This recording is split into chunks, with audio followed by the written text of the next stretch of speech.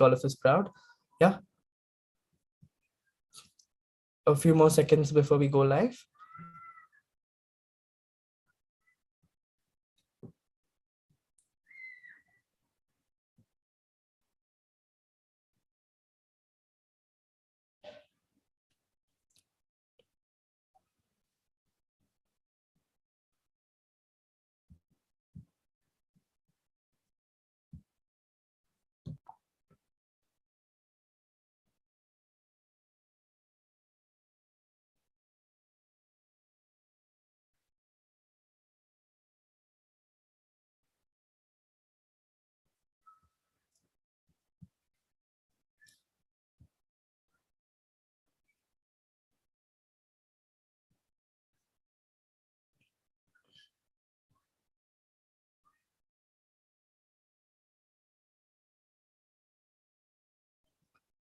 All right, we are live.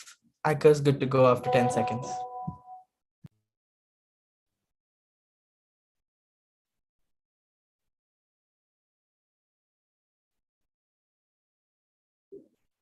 Good evening. Namaste. We welcome you all to Kamala Nikketan Montessori School's Budding Technologist event 2023. We feel privileged to extend a warm Go welcome. after 10 seconds.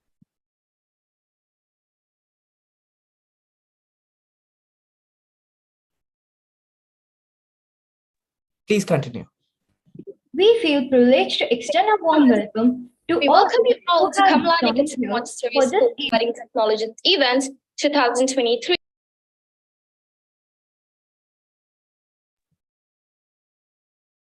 Back in team, can you please make sure? I think there's some sort of echo. All right. Students, we can start over. You can begin right now. Yeah. Over to you, Rebecca.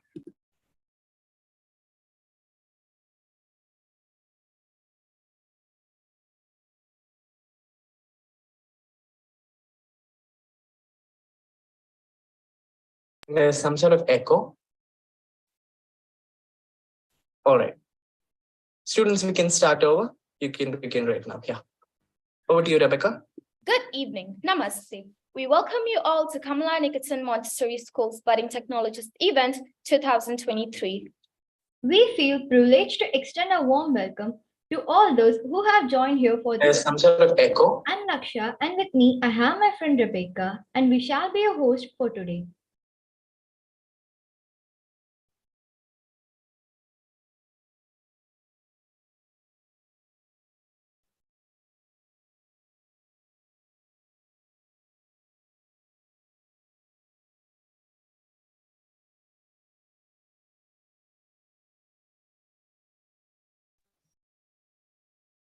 Please continue, students.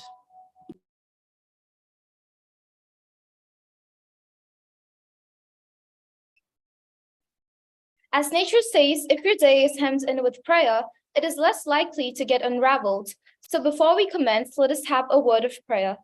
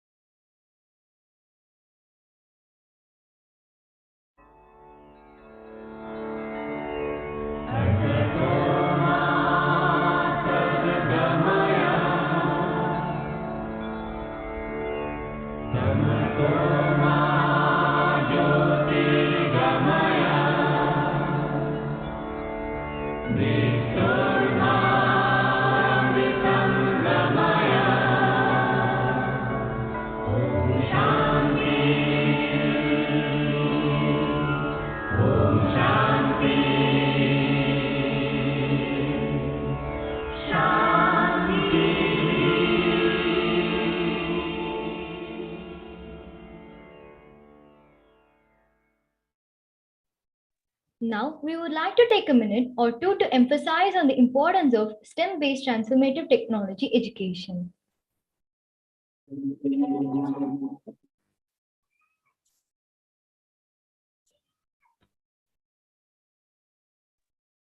STEM education is a teaching and learning approach that is a unique combination of science, technology, engineering, and mathematics. To be precise, STEM education primarily focuses on hands-on and problem-based learning methodology. STEM emphasizes developing logical and critical thinking skills by allowing students to learn and understand things from the perspective of the real world. STEM education equips students with the skills that are required to succeed in their respective careers, whether it be in jobs, entrepreneurship, and etc. STEM education focuses on building habits that will help children throughout their lives, from critical thinking skills, problem solving, and creative thinking to competition and interpersonal skills. They learn how to apply all of these to their daily life for building a better world around them. We want to thank our school, Kamlaniketan Montessori School, for realizing the importance of STEM-based transformative technology education. We also want to take this opportunity and express our gratitude towards school management and teachers for helping us create a bright future for ourselves. We have a special video clip curated showcasing our innovative time with our mentors during our classroom sessions at our school, tinkering with different technologies and exploring new domains.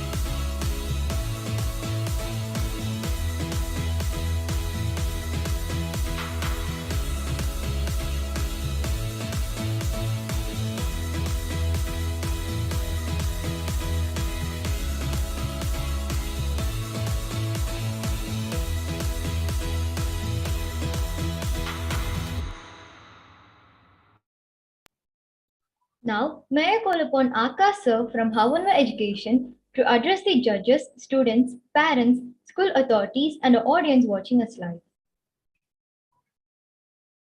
Thank you, Laksha.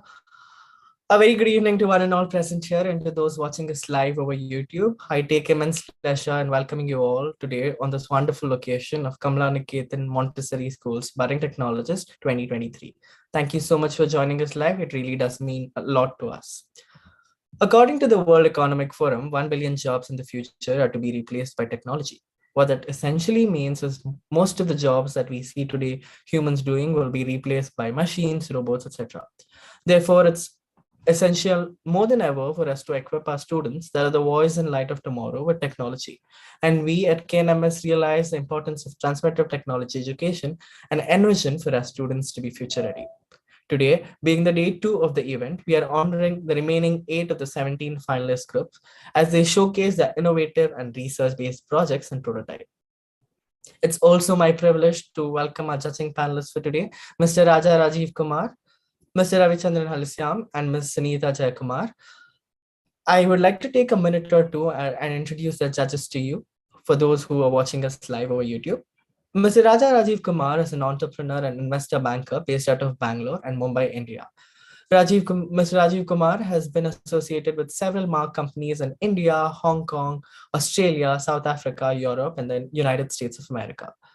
Mr. Raja Rajiv's forte is in strategy, innovation, and entrepreneurship, while social innovation, entrepreneurship, business development, branding, and technology are his interest areas. Mr. Rajiv Kumar has a postgraduate in IT, business management, green technology, and foreign trade. He has over 23 years of expertise in leading different technology domains and has advised several reputed companies in South India in important verticals around sectors. It's a pleasure to have you, Mr. Raja Rajiv Kumar among us, sir. Thank you so much for joining. We also have with us Ravichandran sir, who has joined us from Chennai. Mr. Ravichandran sir has, with a teaching experience of over 42 years, has a vast and varied academic experience from different types of schools associated with CBSE, state and British boards.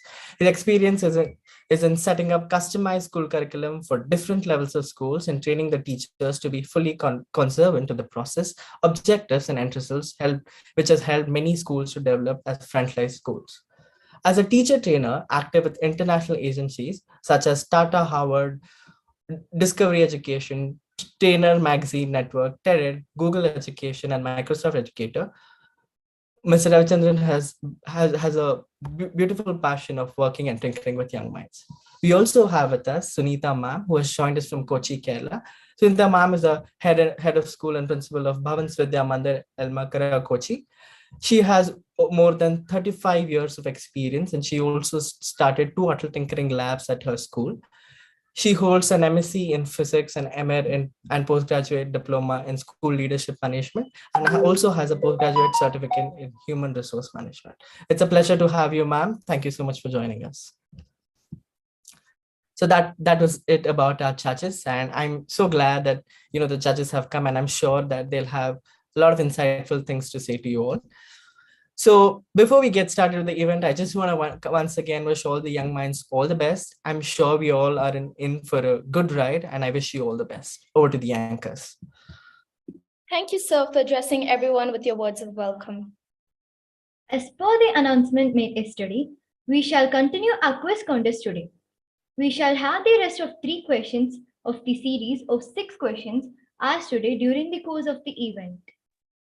Please take note that this will be a continuation to the series of 6 questions that was initiated yesterday. The participant who answers all the questions will be rewarded with a special gift voucher, so we request you stay tuned. The winner of the quiz contest will be announced at the end of the event today. And now it's finally time to celebrate Kamlaniketan Montessori School's young prodigies who have been working hard and smart over the last couple of months to bring their projects and prototypes to life. Let's together stimulate our senses for these little champs who are gonna be the future and voice of tomorrow. First up, we have an exciting presentation on biomimicry, where our students will take us on a journey to explore how we can use nature to inspire sustainable and innovative technologies. Let us welcome Daniel Franklin, Leo Rosario, Gautam Saravanan, and Dikshana Murugesan of grade 6 to present their projects.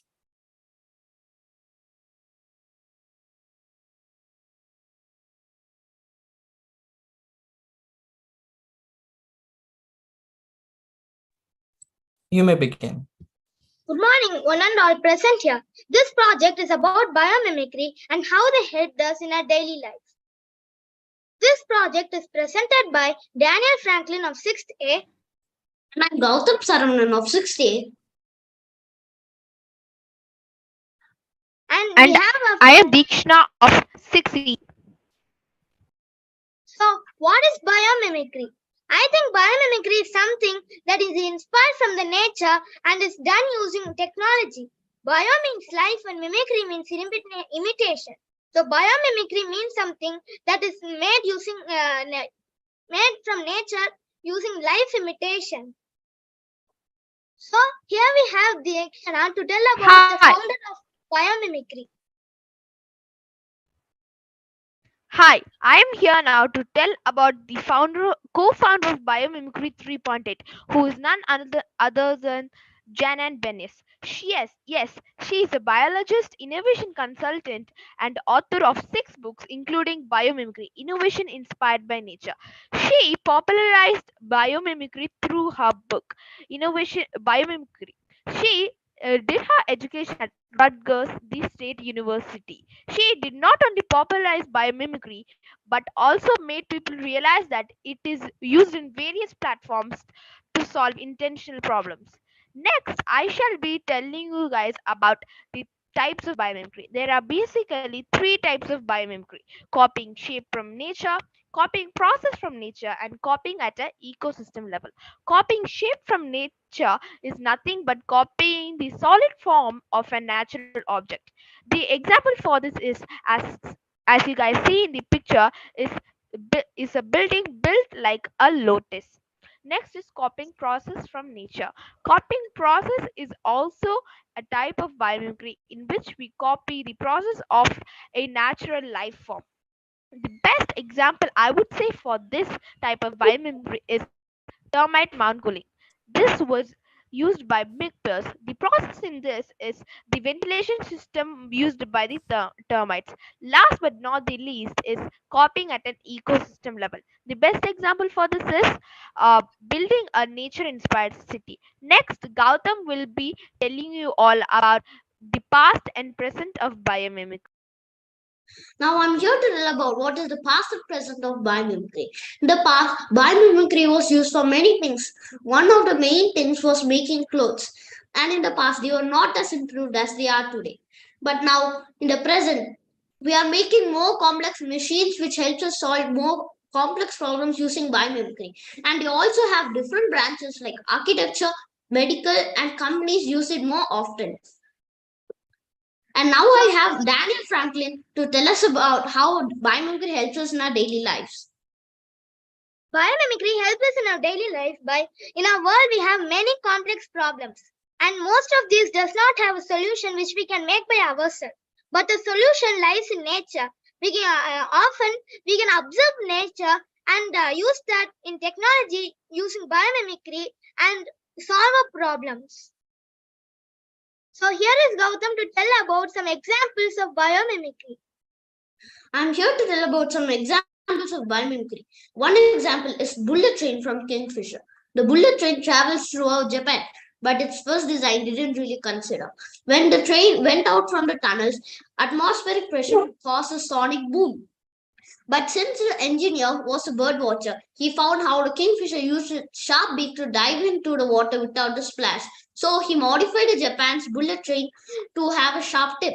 This modification helped it to stop the sonic boom while exiting the tunnel. Another popular example of biomimicry is a Velcro from bird of plant.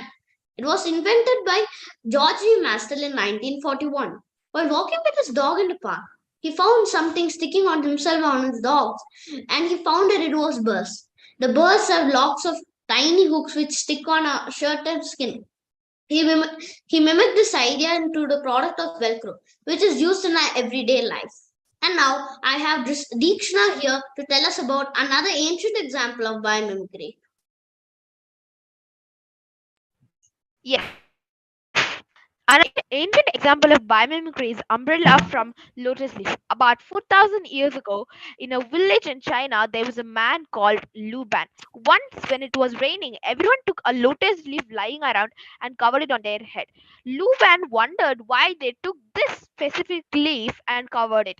Then he got to know that the lotus leaf has super hydrophobic properties. So he modified it using biomimicry and found umbrellas. Next, Danny will be telling about the cons of biomimicry. Biomimicry is not always perfect. Biomimicry helps us in solve many problems and find solutions to problems easily. But not most of the things about biomimicry is perfect. Point one is biomimicry is not entirely sustainable. Biomimicry cannot be used for negative environmental impacts and it cannot be used for resource intensive objects. We can't depend on nature for all of our solutions. So, using biomimicry needs a lot of observing the nature and it cannot be used for all of our solutions. To find some solutions using biomimicry, we need to fully understand and replicate a natural solution.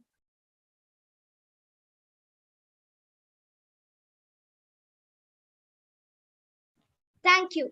Thank you everyone for giving us this wonderful Thank you everyone for giving us this wonderful opportunity to do an awesome presentation on biomimicry. We all really we We really hope that you enjoyed this, and also we hope on taking this even forward. Over to you, judges, for the feedback. Over to you, Raja sir. Hello, good afternoon.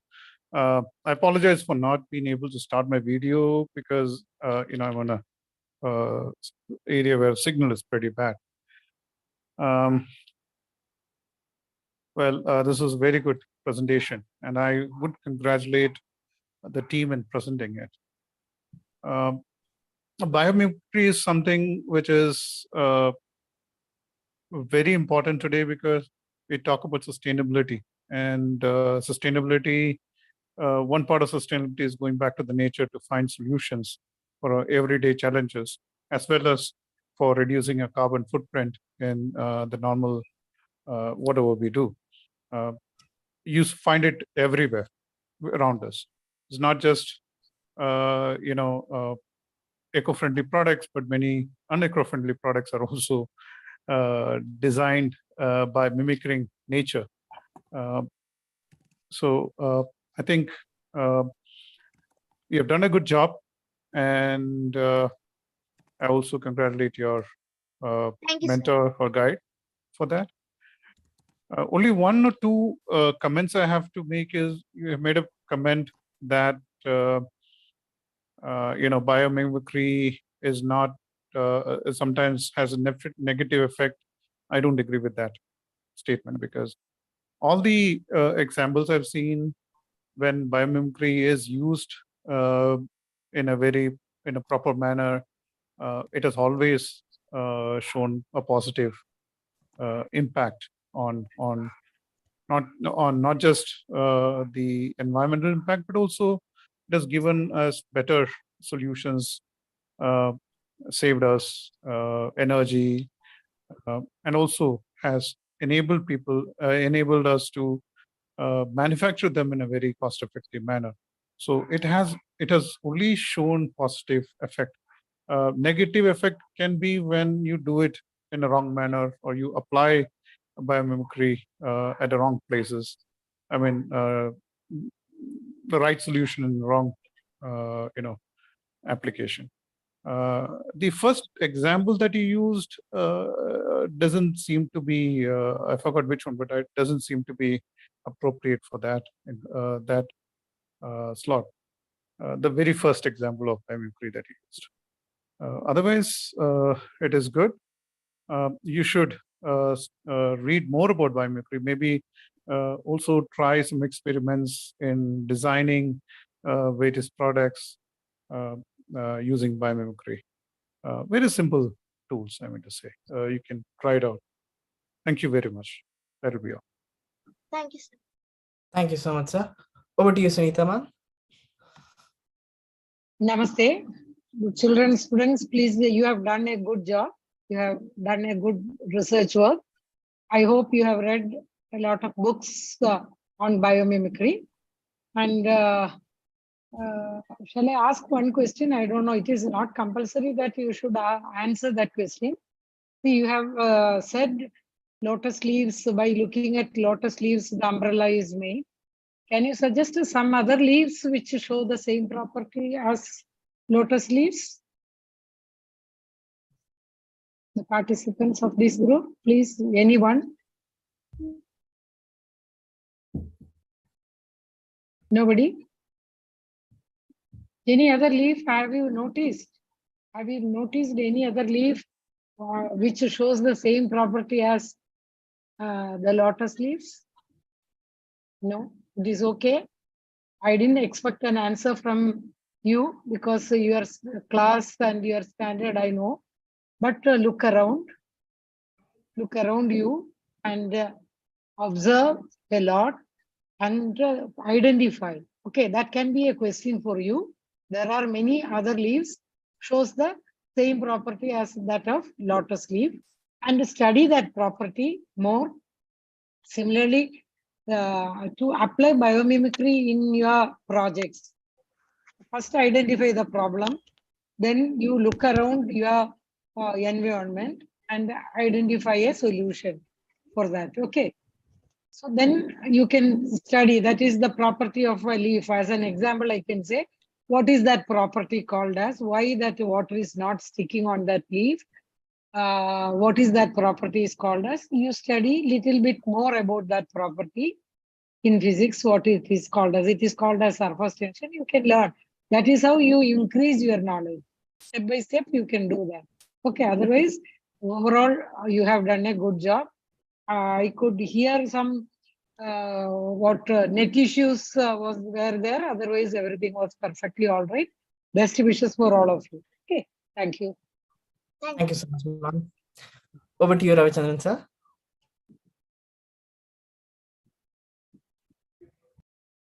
The efforts of the student.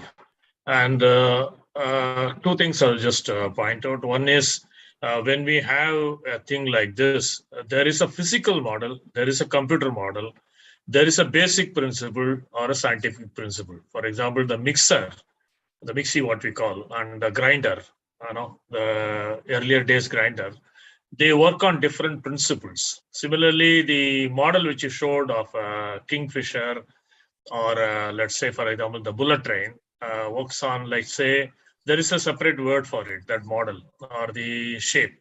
So it's called like an aerodynamic things. All the aeroplanes or the ships are built aerodynamically. So such things, if you bring in, it would be really be good. And I really appreciate the work because students have done a good PPT, done a lot of, it's all biomimicry, true. That's a basic model or a physical model from which we take. For example, Kingfisher is a physical model. There are computer models these days which do more complicated and things like that. So if you go a little deeper into this, you'll find a lot of things coming up there because it is very interesting and happy to hear all of you. My congratulations to Daniel, Dikshana, and also Gautam. Good. Keep it up. Nice. Thank you. Thank you so much, sir. Over to the anchors. That was a fantastic project, team. Keep it up. Let us all give them a big round of applause. Audience, it is time for the fourth quiz question. The same should have appeared in the YouTube chat. You're requested to submit the Google form within the next 2 minutes, post which the form will be closed. All the best. To proceed further, get ready to tune in for a captivating presentation on FM transmission, where our students will show us how the classic technology has been crucial for communication for decades. Put your hands together for Samiha Taksin Rahman Khan and Sadvik Vikram Sridharan of grade A7.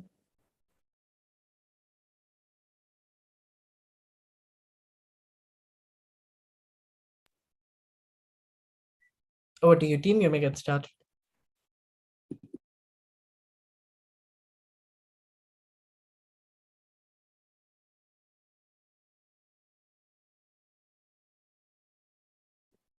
Hello, everybody.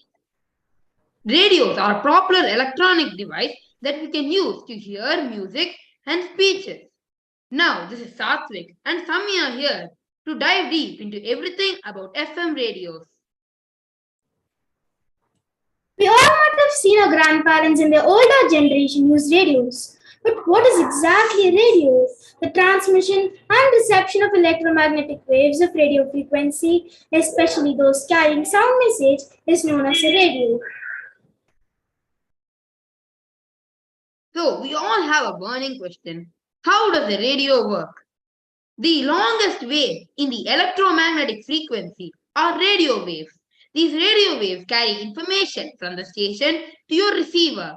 The radio waves cannot carry information by themselves, so they need to be altered or modulated. Electrons rush up and down the transmitter, shooting out radio waves, which travel through the air at a very high speed. When the radio waves hit the receiver, they vibrate, which recreates the original noise. Now over to Samiha.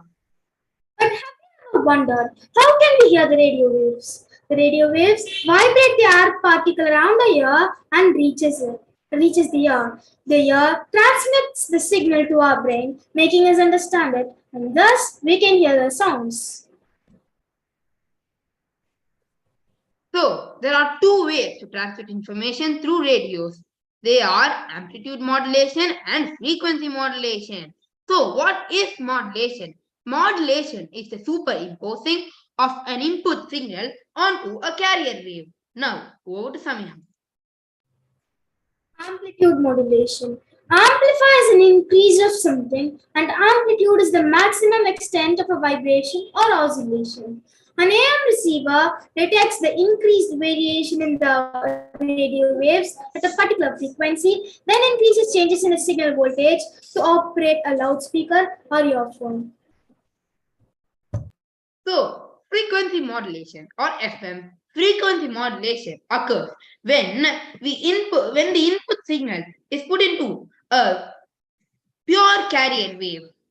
So, as we can see in the image, in AM or amplitude modulation, the amplitude varies, but the frequency remains the same. But in FM or frequency modulation, the frequency varies, but the amplitude remains the same. In simple terms, FM and AM radios carry sound waves, which is a type of analog signal to our receiver. Modern digital radio carries information as a digital signal coded in the form of numbers. So now let's look at the part of FM radio transmitter. So first, sound waves are created when we speak or sing in the radio. These sound waves are then converted into audio signals. The incoming audio signal is first amplified or strengthened in a preamplifier and is then passed on to the high pass filter, which only allows these audio signals which have the frequency above the needed rate. The carrier wave or it's an electromagnetic wave that is created in the RF oscillator. In the FM modulator, the audio signal and the carrier wave are mixed together, and then in the frequency multiplier, the frequency is multiplied and it's passed on to the power amplifier where the signal strength is strengthened even more, and then it's sent out to the antenna to reach your receiver. Over to Samia. Parts of an FM receiver. An antenna is a metallic structure that captures or transmits radio electromagnetic waves. Here, it captures the waves made by the FM transmitter. Tuners are a primary part of the receiver circuit and they receive radio frequencies. RF signals from the antenna and convert the selected carrier frequency and its associated bandwidth into a fixed frequency. The output of the tuner is fed into RF amplifier for further processing. The signal then reaches the RF to IF converter or mixer. RF standing for radio frequency and IF standing for intermediate frequency. It converts signal from one frequency to another. Then it reaches the IF filter. It compensates for the complex response of high order filter shapes typical of a tuner IF. The signal reaches the demodulator, which is an electronic circuit that is used to recover the information content from the modulated carrier wave. Finally, the signals reach the audio amplifier, which amplifies the audio frequencies, and the wave or signal comes out with the use of audio outputs. So let's talk about the future of FM radios. FM radio right now is a very popular and has huge potential. I think that in the future, FM radios could prosper if and only if the PF radio stations met the people's demands and also became more interactive. Also, the radio stations need to find out a way for the FM radio waves to travel a longer distance. Also, FM radios remain the only way for people in disaster-struck zones to contact the authorities for help. Now, I am going to be showing you a video of our project.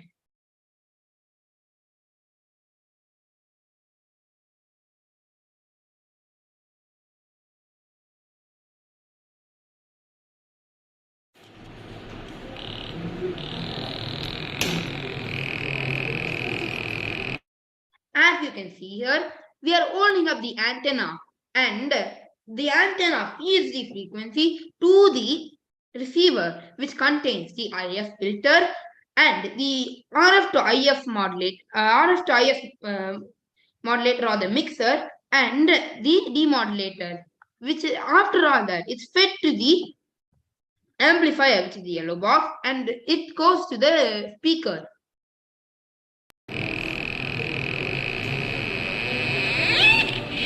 As you can see, he's moving up the resistor to find out the correct signal.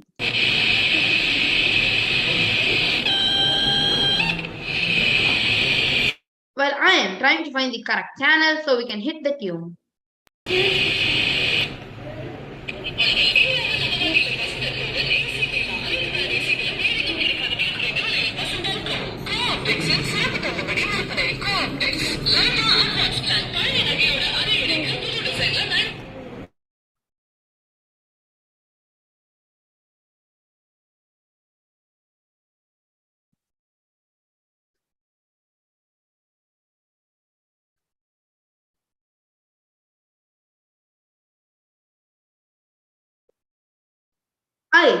I thank my school for the great opportunity to present my presentation in front of these honorable judges. May I request the judges to give their feedback?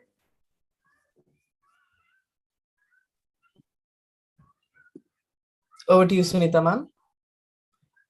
Yes, thank you.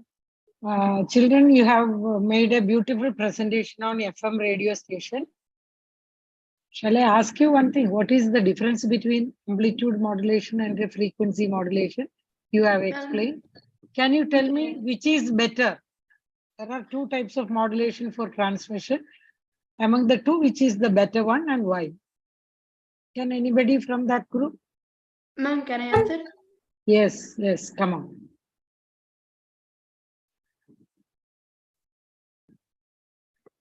Ma'am, so amplitude modulation has a longer range, ma'am. It can reach a longer area, but frequency modulation has a better sound quality due to better bandwidth. So overall, I think that frequency modulation is better because we can hear it better. But amplitude modulation wins the range competition because it can reach a much larger area. Well, frequency modulation cannot. That's why there's a need for lots of frequency modulation stations, but not that many AM stations. And Yes. it's one of the reasons that's leading to the decline of FM radio stations, ma'am. Yes. See, I think I can suggest one thing. Near school, you can form a small radio station. You can, with the help of the local radio FM station, you can also, one room is enough and certain devices are required and they will help you so that you will be able to learn more about the radio station, the function of the radio station, because the school children can air their talents. Like suppose children, they can sing during the lunch break. The children, those who are good at talking, and you can talk and like a podcast talk and all that.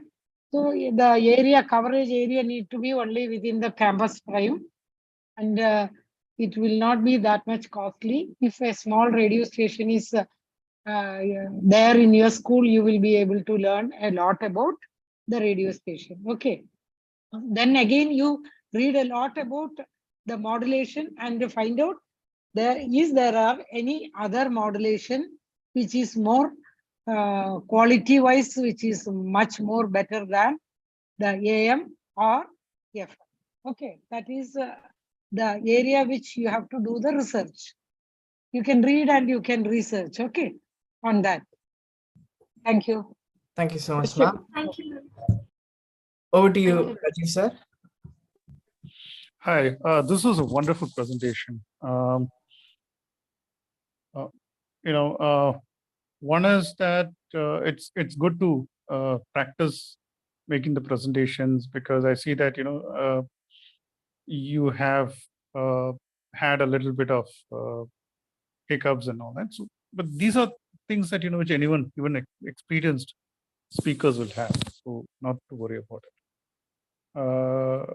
FM and radio is something that is nostalgic to many of us. When I was a kid, when we had just 4 or 5 TV channels, listening to FM was a very big pastime for us kids.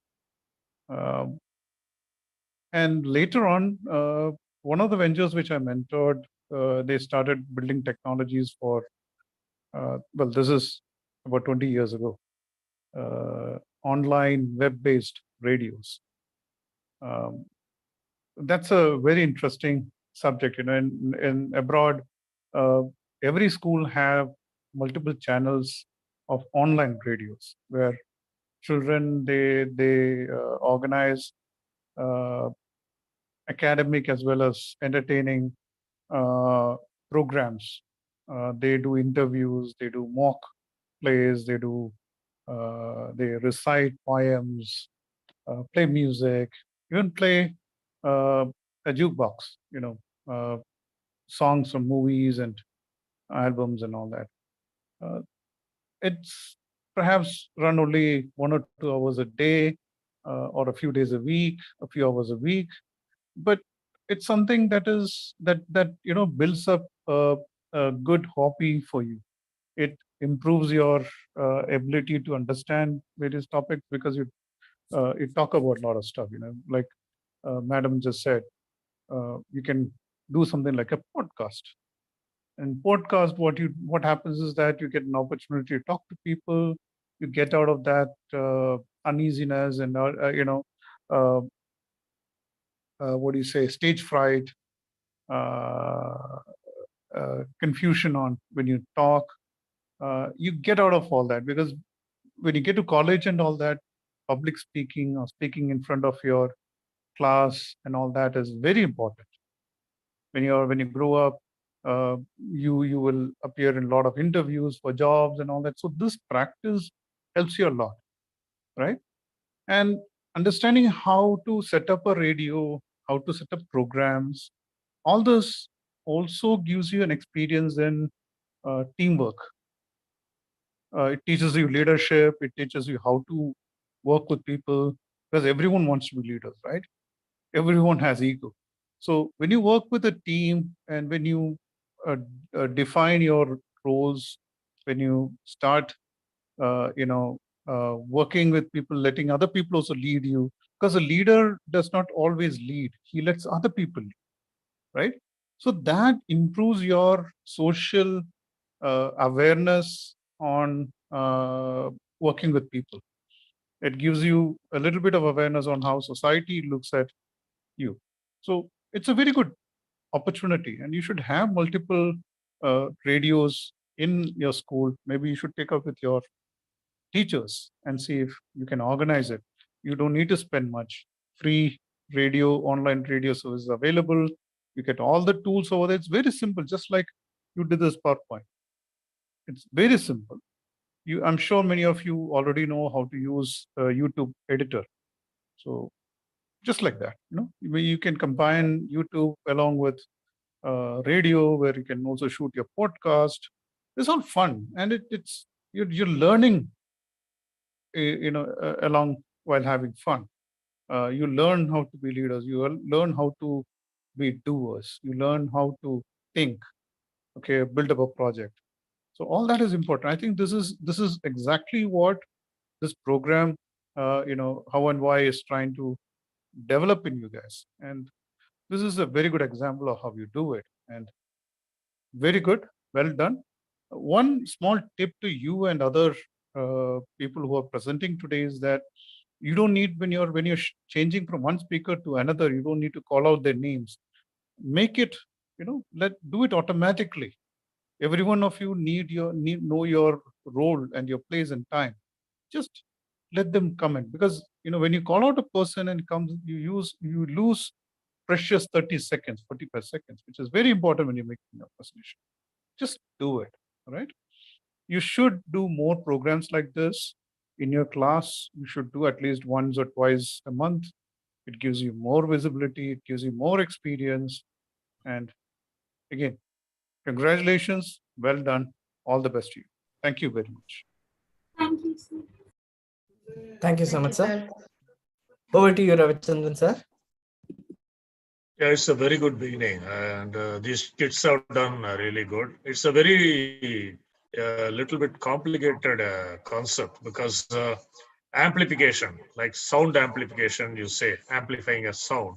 Amplification is a strong concept, and light amplification through stimulated, and you call it laser and all that. So what I wanted to do is go into a little bit of researching into amplification of sound, light, heat, and all forms of energy. If you find an amplification, how it happens there, the concept of amplification. Okay. So for amplifying sound, you put a small mic and do it through an amplifier. So while for light, what do you do? For heat, what do you do, etc. Just think about it. So good presentation. I really like it. Thank you so much. Thank you so much, sir. Thank you, sir. Over to the anchors. The project was indeed brilliant and thoughtful. Let us give them a big hand. Next up, we have Tanishka Sri Raghupati and Akhilesh Mural of grade 6, who will unravel a fascinating conceptual project on the working of an artificial brain. These budding technologists will showcase the incredible potential of this technology through a range of different sensors and types. So, hi everyone, I am Emma Akhilesh.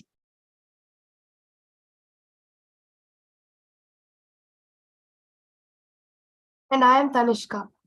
So, we done this PPT computational thinking, and all are going to see about this topic. So, let's proceed. So, what is computational thinking? Computational thinking is the mental skill to apply problem solving techniques, solutions, and ideas to solve the problem. We take up the problem, understand what the problem is, and solve it in different solutions in computational thinking. There are 4 key techniques in computational thinking: decomposition, pattern recognition, abstraction, and algorithms. In decomposition, we break down a complex problem into smaller parts. In pattern recognition, we look for similarities among the problem. In abstraction, we ignore the irrelevant detail and focus on the important information. In algorithms, we develop a step-by-step solution for the problem. So I will tell you about artificial brain. So what is an artificial brain? Artificial brain is a device in which it has cognitive ability similar to that of human brain or animal brain. The Blue Brain project has aligned with IBM in Lausanne to be performed. Artificial brain has a deep network to perform. It has many users. So where do we actually use computational thinking? As computational thinking is a problem-solving technique, we use it to develop computer applications, not only in that, and also in problem solving across all disciplines, which include maths and science. Electronics. We use electronics in our daily life to solve our day-to-day problems, right? In electronics, can simulate our human features. They can sense, sight, touch, smell, taste, and hear.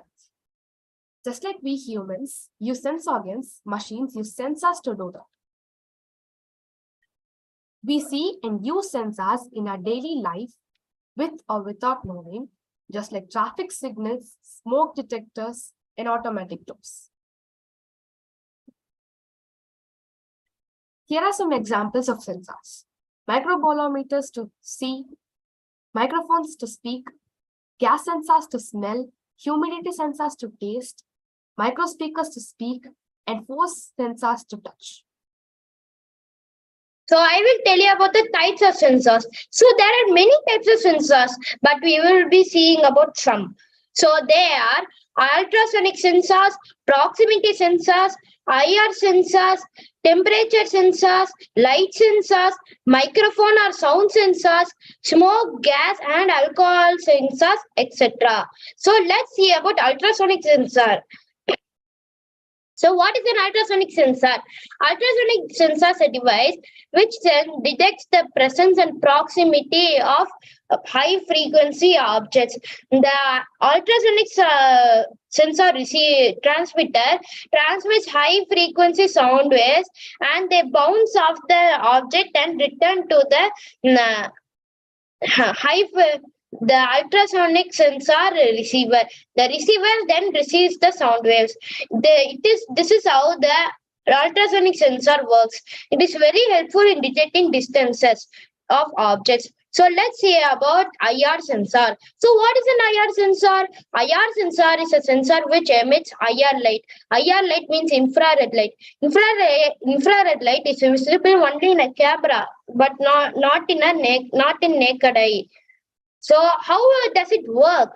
IR sensors, IR sensor transmitter, the IR transmitter continuously emits IR light and the IR receiver continuously receives light. When the light emitted from the IR transmitter bounces off the object, the IR receiver captures it and the IR light will come. So this is how the IR sensor works. It is actually used to measure the distance of the object. Light sensors. As the name suggests, light sensors work on light. Light sensors' other name is LDR. LDR means light dependent resistor. The light sensors actually capture light, absorb it, and convert it into electrical signal. One of the most eco-friendly light sensor is the solar panel. It captures the sunlight, absorbs it, and convert it into electrical signal. If we use solar panel more, we can save the environment. So in our lab, we have tried these types of sensors. So let's see about it.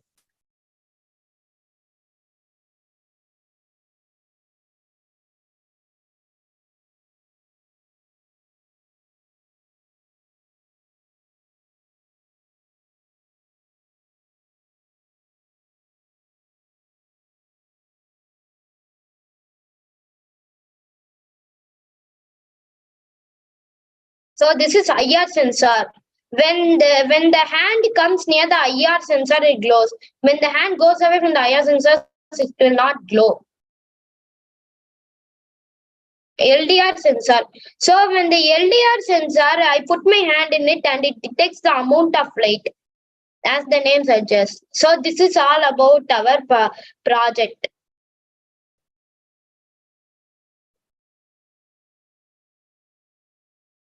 So that is our project. And in the future, using this knowledge, we will be knowing more about sensors and fulfilling our needs through that. Thank you. Thank you. May I request the judges to give their valuable feedback?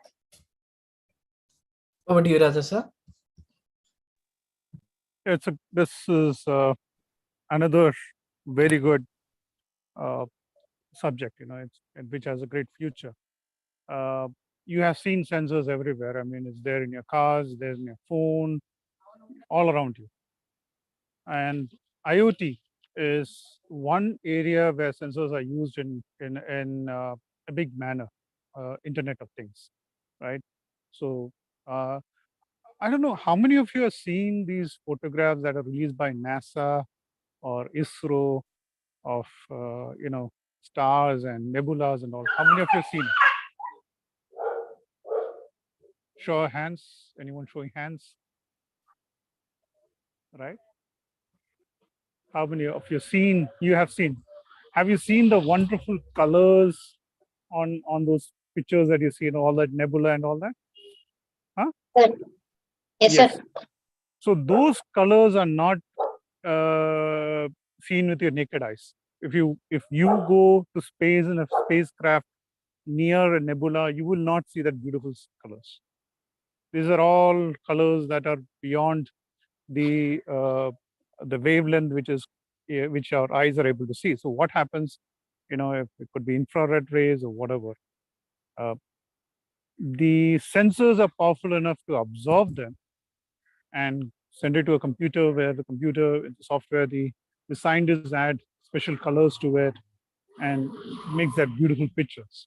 All this is possible because of sensors, right? You have sensors on your phone, where you capture your thumbnail, your fingerprints. You have sensors in your camera, which looks at the brightness of your surroundings and change the the intensity of the screen. You got all that, right?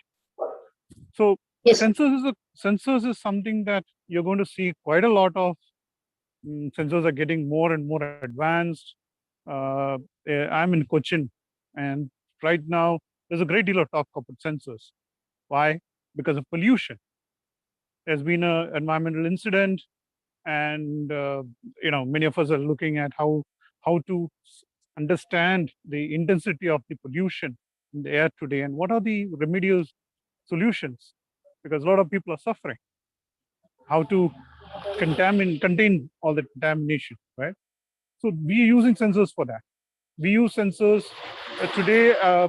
I was sitting in a pitch session competition for selecting. So there was a competition of startups, and there were a couple of startups which actually developed new sensors to give you a diagnosis from your urine and blood in a very low cost manner. Okay, so a lot of research is being done, and in the future, some of you might become electronics engineers. You'll be studying how to create more advanced sensors. Some of you will be studying artificial intelligence. You'll be looking at how to take the data that you collect from sensors to utilize it in better solutions, more advanced solutions, right? So understanding a topic and understanding how to apply that to solve real life challenges or pain points is very important. And uh, you know this kind of projects will give you some kind of ability to understand how people have been using technology, using science to solve people's everyday problems. So I have no questions. I just want to leave you with this message. You need to study deeper. There's a great deal of future for sensors and artificial intelligence. All the best. Well done. Thank you very much, and congratulations. Thank you. Thank you so much, Rajiv sir. Over to you, Sunita ma'am.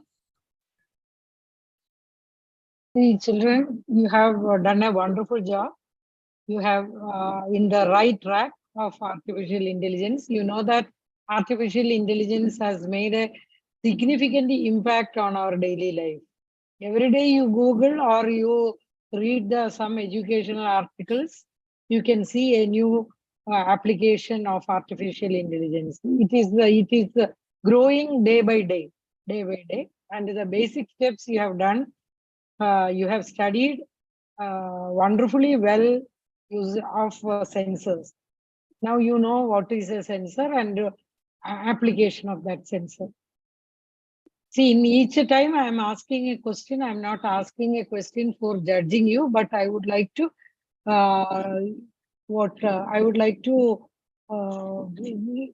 initiate some kind of thinking on you. Okay, when you study, you can study about, suppose you have shown how that heat sensor work, etc. Isn't it?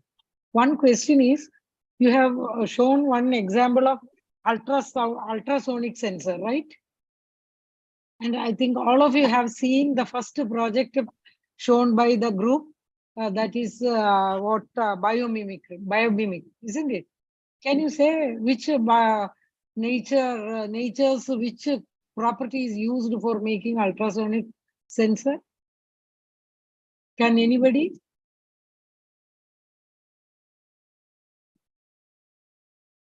So okay, Sound. Ultrasonic sensor only you have shown, no? Something is ultrasonic wave is going and hitting on an object and it is coming back. Yes, Okay, ma'am. coming back. It like a high frequency sound, ma'am. Sound. Yes, it is high frequency sound. I know. Ultrasonic sound, sometimes we may not be able to hear that sound, isn't it? That And insect sound, ma'am. Which insect? Ma'am, mostly they will tell like if they can't hear the insects are mostly, ma'am, so they use like ultrasonic sensor to hear, ma'am. That is my question is. Ma'am, echolocation is used, ma'am. Huh? Echolocation. Echolocation. Which is biomimic used by that ultrasonic sound. Okay, dear children, no problem. You start thinking when you study about sensor, you study about fully well. Okay, don't study one property of that sensor, and you study the aspect that because your project only gave me an idea about asking that question. The first project, biomimic. So here, bats. Do you know bats how they recognize obstacle? The same thing, isn't it? So think like that. Think. Okay, you should train your brain to think more than what you are doing, right? Reading and presenting a project is good, but your thinking should be in the right way.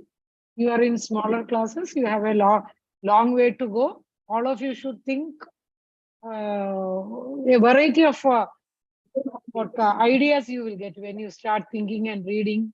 Okay. Best wishes for all of you. You have done a good job. Okay. Thank you, ma'am. Over to you, Ravichandran, sir. Yeah, very good attempt, and I really like the concept. And I really appreciate the students and the teacher mentors who helped them to have knowledge, understanding, application, skill. All these levels they took down. And the last one is the analysis, which is the highest level out of all this. And I want you to the students to analyze more deeply into how sensors actually work, like how stuff works, how things work, how sensor works. You go a little bit more into that. So you will find out there what makes it work. How do they work? So that's the thing. So say, for example, if you understand, how does the ship understand that it is floating? So why it is not sinking? How does the ship know itself that it is floating or it is sinking? So similarly, how a sensor works on what? So great, really appreciate all that. I appreciate your teachers having taken you into this. Thank you. Thank you so much, sir. Over to the anchors. It was an interesting project team. Thank you. Let's all give them a big hand. Get ready to dive deep into the world of ethics and AI, where AI enthusiast Ashwath Venugopal, Niravan Ellen Chelian, Tarun Sundar Palanivel of Grade 7 will explore the ethical issues surrounding AI and how we can navigate them.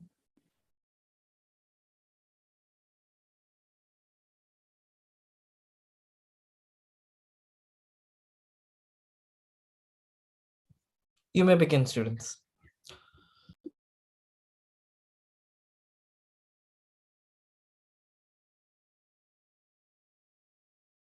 I'm sure all of you have heard about AI. It has become more easier and more common to use than ever. But today, me, Nirvian, and Tarun will be presenting about the ethics of AI. So let's look at a day-to-day example of AI. When you first log on to YouTube, you'll see a section called Recommended. Here, you'll see videos that you like. Have you ever wondered how they've gotten there? Well, YouTube collects data such as likes, dislikes, watch history, watch time, etc. Then uses this data to show you recommendations that are things that you will watch. So, as my friend Ashwat told, that there are ethics in AI. So, these ethics help the AI to be good to us and also give an even better outcomes. So, it impacts our daily life by giving better protection to our privacy and more user-generated content.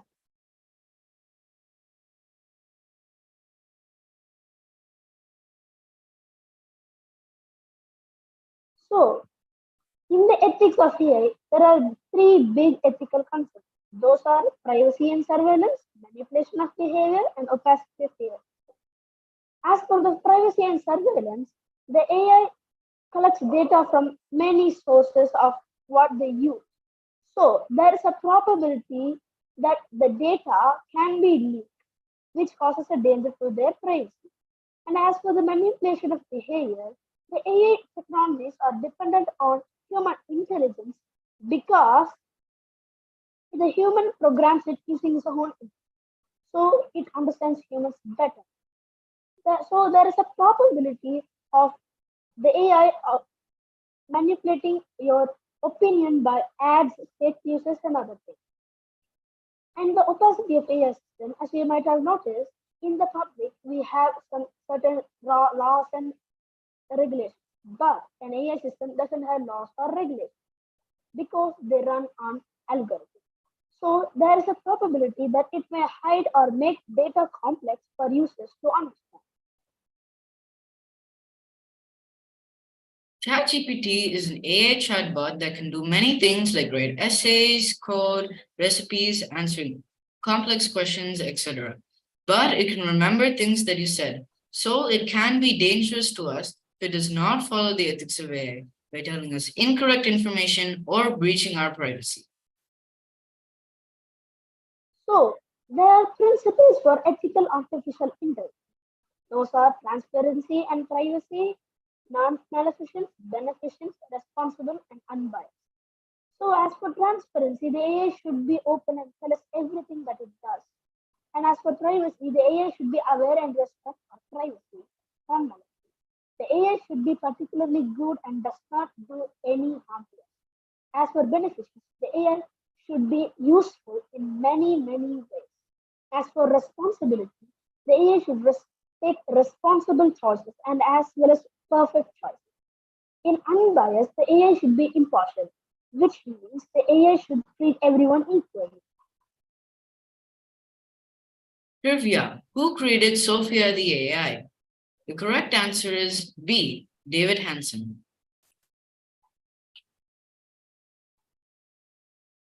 Yeah, as you know, what's the ethical rules of AI? They are mostly combined with these webs.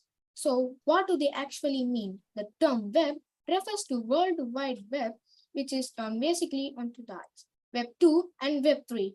A Web 2 is a second generation of the development of the internet technology that allows the user with the low privacy and great accessibility and also with user-generated contents. It also allows victim to read, edit, or escape. Whereas the Web3 is the third generation of the web and that allows the person to only read their only data, and it's a semantical web. It uses the data and with an deceleration. So the examples of Web 2 and Web 3 are Google Docs and Alexa's and Raspberry. Google Docs or Twitter is an applications that use AI of the Web 2 that uses all the user-generated contents that helps us to read or edit the site. Whereas the Web 3 can allow the needed or recommended informations that helps the end user to have their works and it's some piece of pie.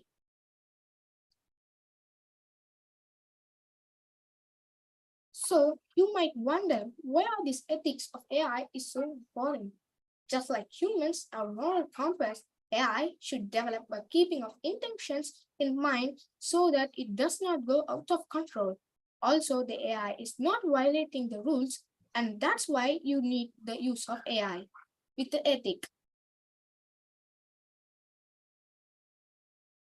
So the agency oversees the AI in India is the Ministry of Electronics Information Technology, the primary agency that allows our responsible of AI ethical use in India that provides us the information of the AI is used.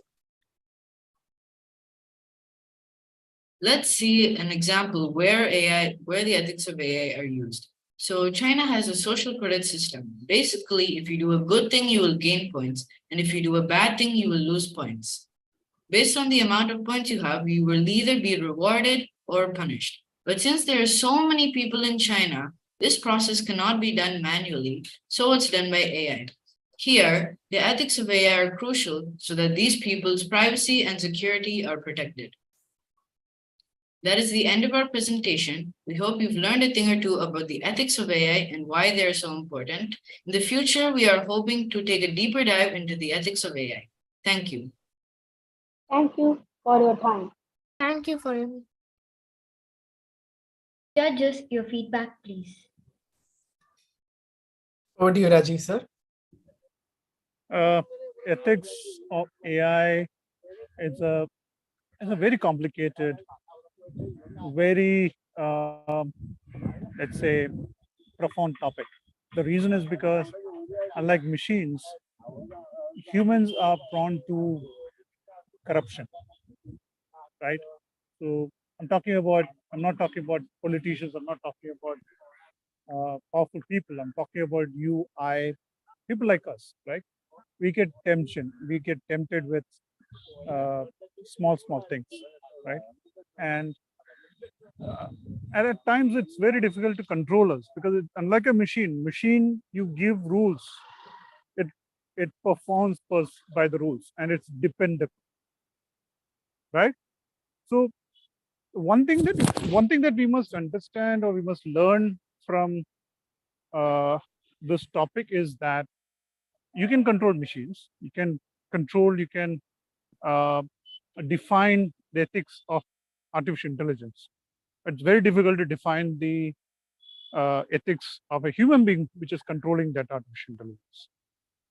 Data breach is a major source of concern. People are afraid of artificial intelligence. They think that artificial intelligence is going to take over the world. That's not going to happen unless people empower AI and AI's ethics to do that. Now, like I said in the previous case, there is something called convergence. Convergence is the concept where different technologies, different applications, different models, different concepts come together to solve a everyday challenge or a problem, or to create an opportunity or a new invention or innovation. Mobile phone is a very good example of convergence because on the mobile phone, lots of stuff are coming. You got sensors, you got camera, you got telephone, you got a jukebox, you got a computer. You can do lots of stuff. You have seen people using mobile phone to read credit cards and make payments.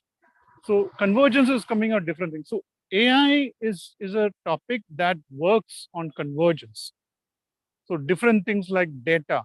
So data is something that is collected from various sources. It may be manually, uh, entered, or it may be captured by the computer. Sensors, by data coming from different sources, right? Then you have Internet of Things. We talked about artificial sensors before that. You have various applications like your camera, like your internet, which gives data. So convergence is what makes AI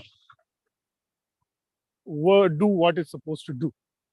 And from the case of Chat GPT, you might have understood that the artificial intelligence is as good as the program that you create, number one. Number two, the rules and ethics that you feed to that you what do you say, you configure it with. Number three, the data. And number four, the queries, the questions you ask.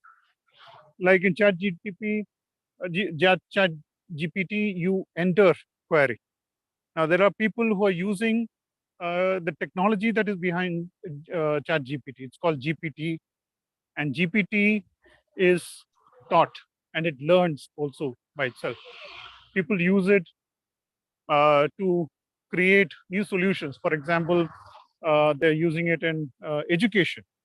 where your all your course is fed into the system, and a student, if he has some doubts on a subject, he can either type it or he can ask, like you ask Siri or Alexa. You can ask a question to it and it will give you the answer. That's artificial intelligence, but it's only as good as the technology that you're using, how you're configuring it, how you're programming it, and the data that it reads. So do a little more deep digging into it.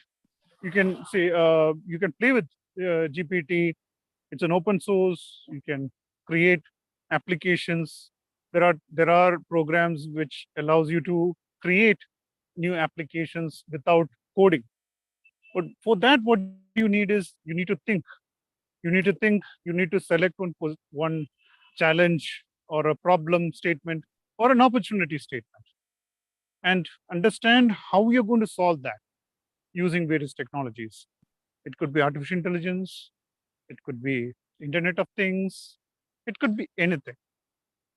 Right? So continue doing that, and I'm sure you will come out with some beautiful ideas, beautiful products. Right now, you're young. This is a right time to study, to program your mind to new things. Thank you. All the best. Congratulations. Thank you so much, Rajesh sir. Over to you, Sunita ma'am. Okay, thank you.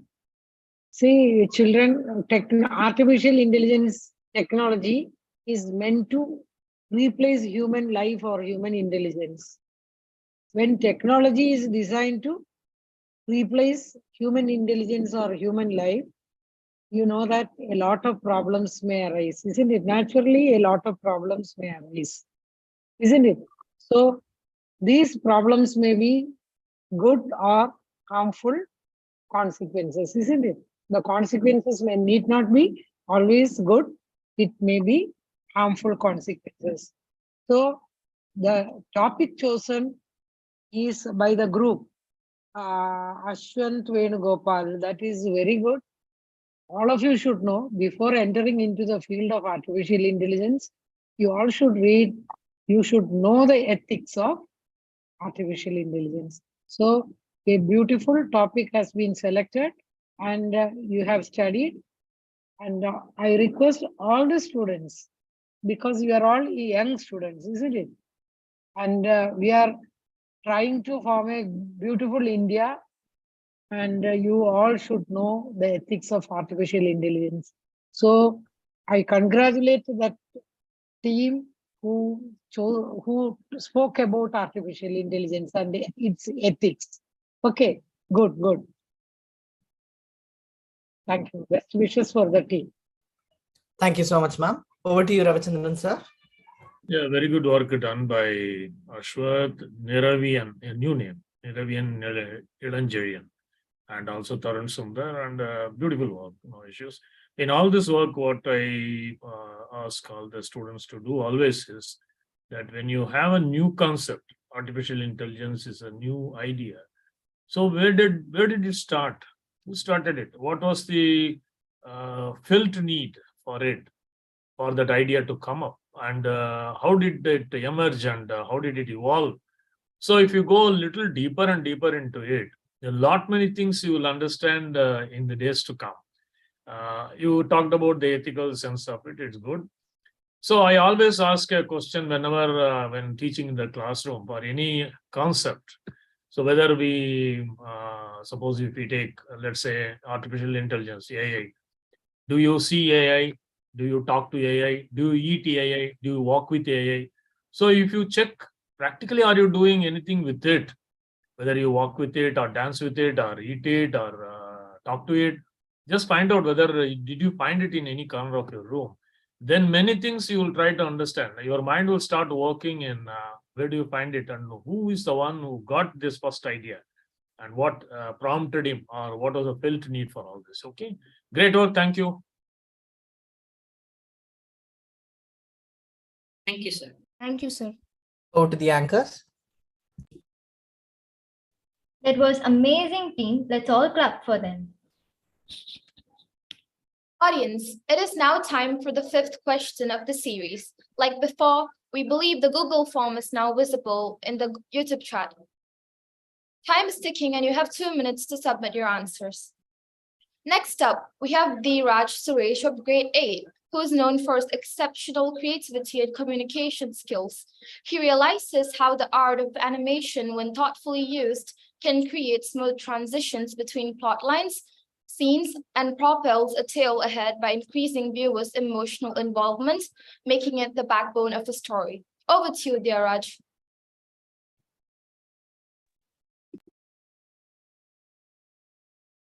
Hi, hello, and namaste to one and all gathered here. I'm Ms. Dheeraj from grade 8D, here to share a short PPT and a project on animation.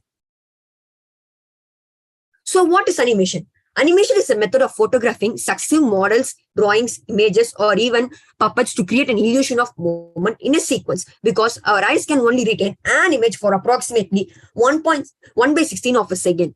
When multiple images appear in a fast succession, our brain blends them into one single moving images. The olden movies or cartoons are made with traditional animation or else known as 2D animation. But now mostly animated movies like Moana, Zootopia are made with computer generated imagery or else known as CGI. So these are the different types of animation there. There are various types of animation in our world, but they mostly fall into 4 types: 3D animation, 2D animation, computer generated graphics, and stop motion. So these are the use of animation in our world: entertainment, retail, gaming, medical, architecture, education, and more. So there are these animation created in studios. These are the great studios in our world: Walt Disney, Pixar Animation, DreamWorks, Sony Pictures, Illumination, Warner Bros., and more. So it's trivia time. What is the first animated film which was done with CGI, also known as computer generated imagery? Give your answer in chat box. If your answer is Toy Story, it is right. It was done by Pixar Animation Studios in 1995. Now I will share my project.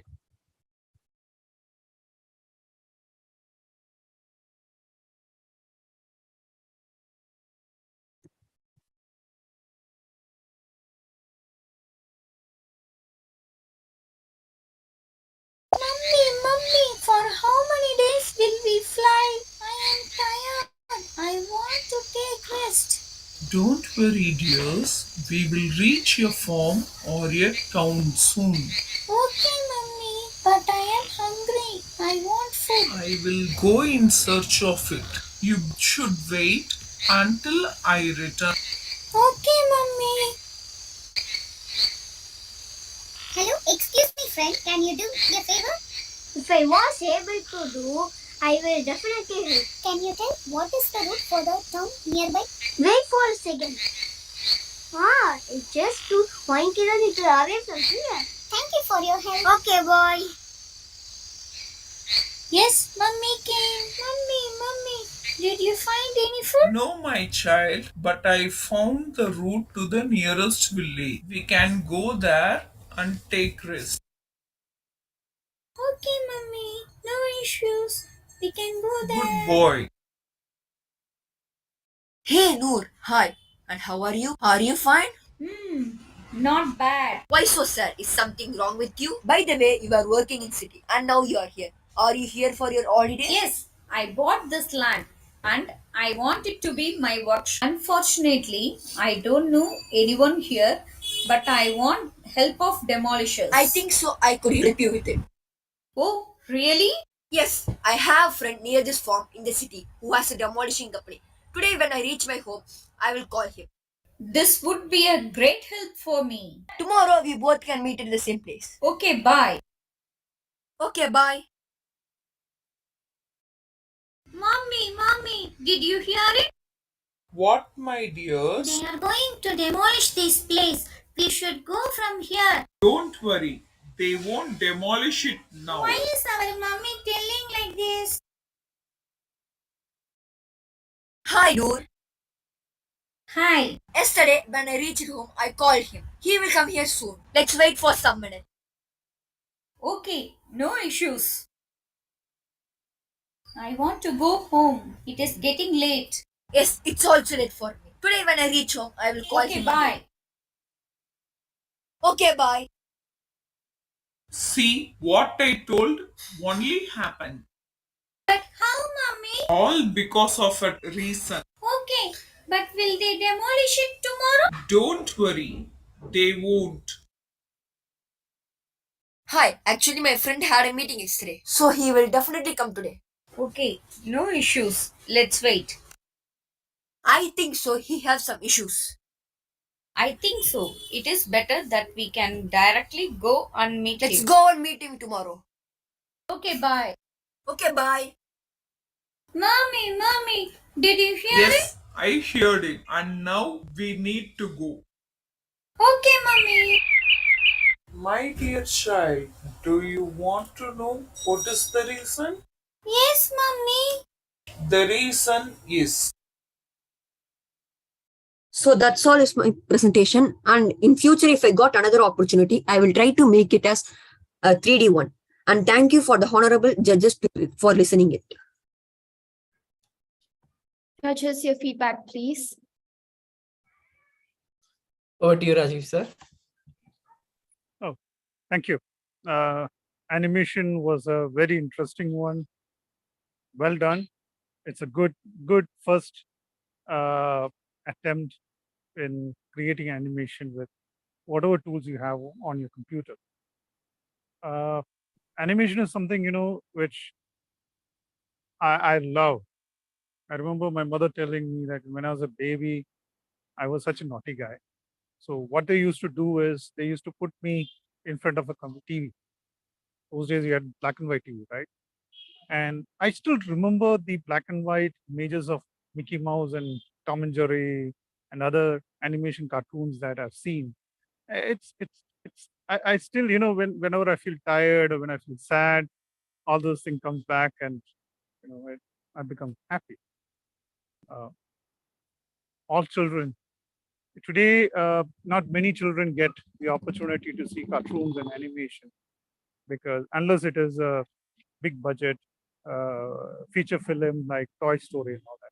By the way, that trivia, Toy Story is the wrong answer. You might have seen Pixar's movie and the title comes, with that camera. Sorry, the table lamp. So that was the first animation that was done. The guys who created the technology which Pixar uses created that demonstrate the power of their software.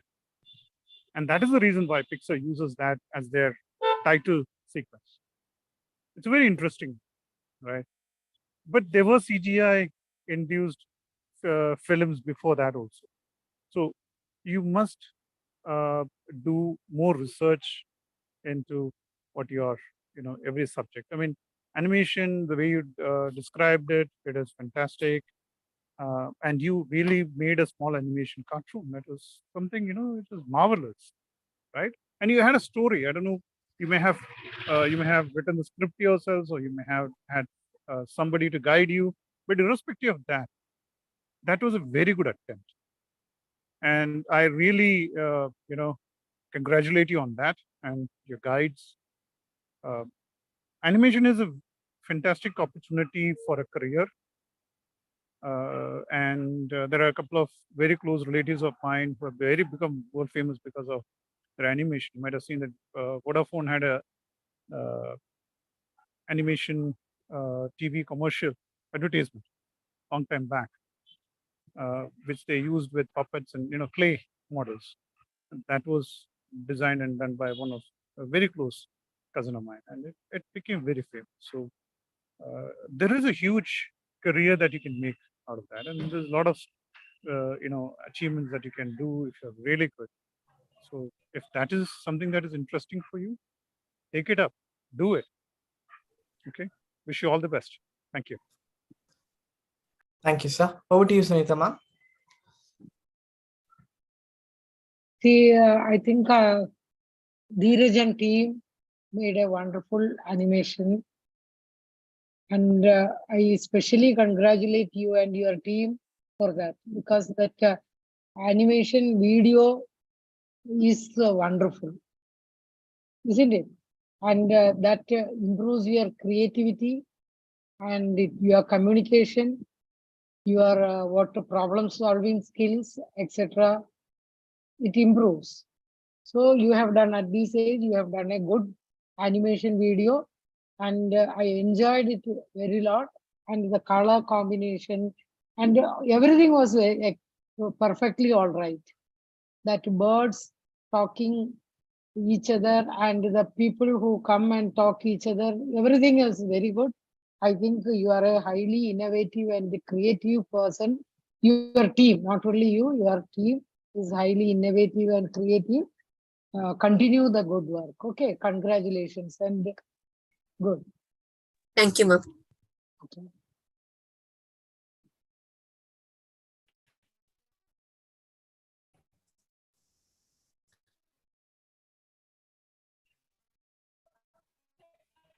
Hello. Thank you, ma'am. Over to you, Ravichandran, sir. Yeah. Yes, sir.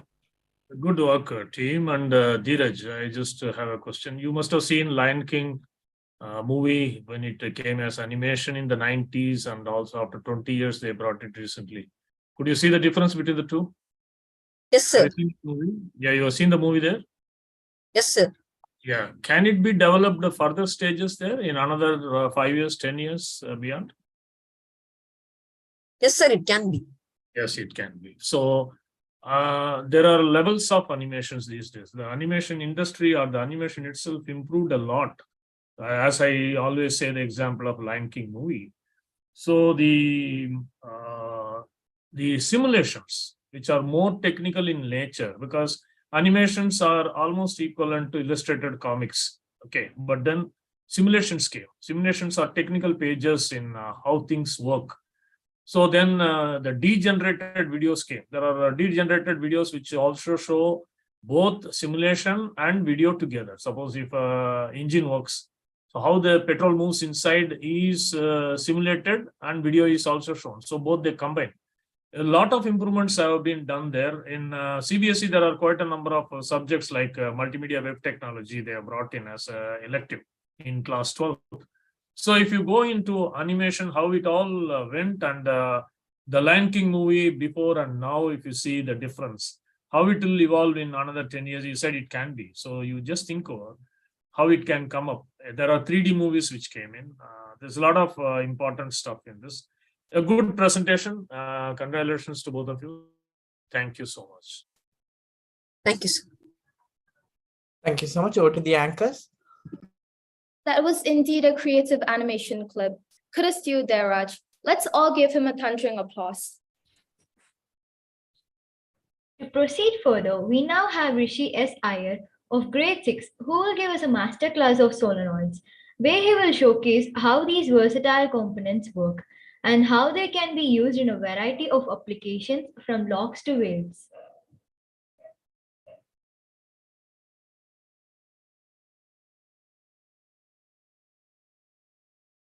Good evening, ladies and gentlemen. This is Rishi of class 6th D.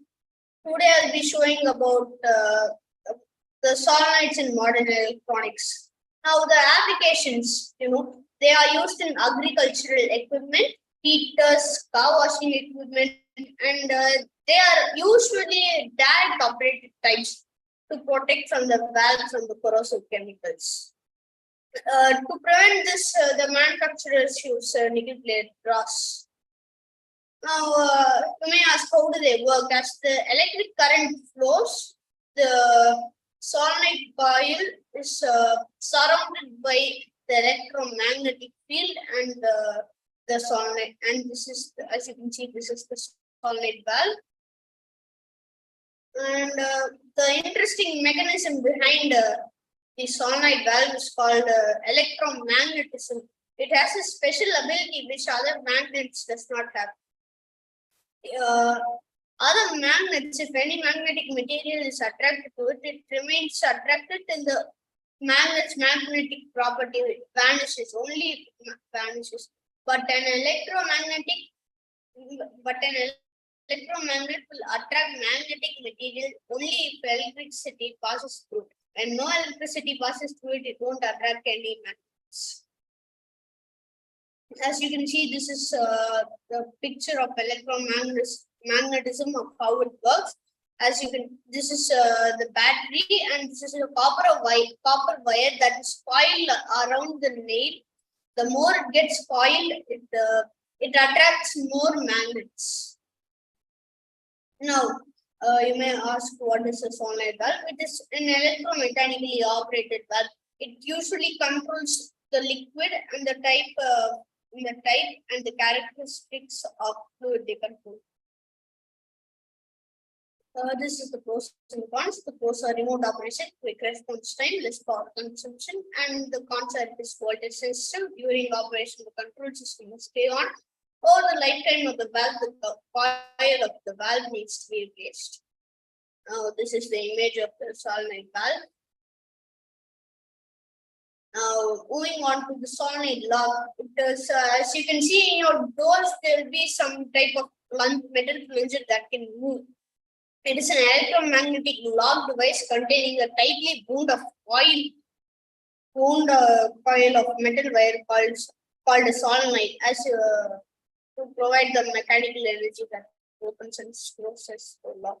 You may ask, how does it work? When the coil gets magnetized due to an electric field, the plunger moves to perform the lock and unlock mechanism. Now, this is the solenoid lock. The solenoid, as we see solenoid valve, solenoid lock, the main question, the burning question is here, is what is a solenoid? It is found, it is a type of electromagnet which is formed by a helical coil of wire whose length is substantially greater than its diameter. And you may ask who created it and when it was created. And it was created in the year 1823 by Andre Marie Ampere. Now, this is the solenoid coil. This is the thing that is going is the coil, and it is this north and south or the attracts the electromagnetic waves. This is the working diagram. Sorry, this is the working code of the solenoid lock. If the photocell LDR or CDS, what is LDR or CDS? They are the sensor which controls the solenoid lock. Pin 10 detected. Then put the digital pin A4 at one high stake. It makes the at one high stake it makes the lock open, and or else put the digital pin A4 at 0 low state. It will make the solenoid lock close. The output is the solenoid lock. Next, this is the working diagram. LDR is the sensor which is connected to the sandbox, it is connected to the relay module. This relay module is connected to the solenoid lock. Both are connected to a 9-volt battery, which makes it work. Now, moving on to the video. 1 second.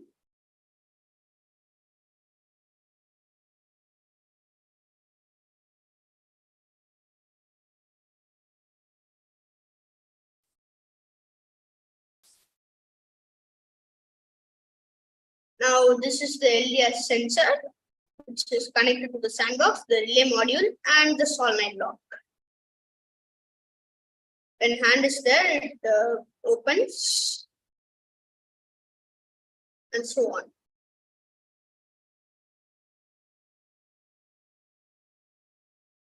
Now,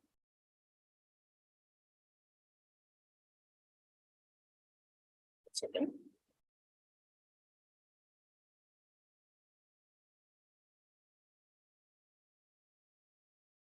Now, the solenoid engine, as a result, the power of engine will be increased, and the modernization of our engine, it will be possible not to use not only for personal purpose, but also in industry.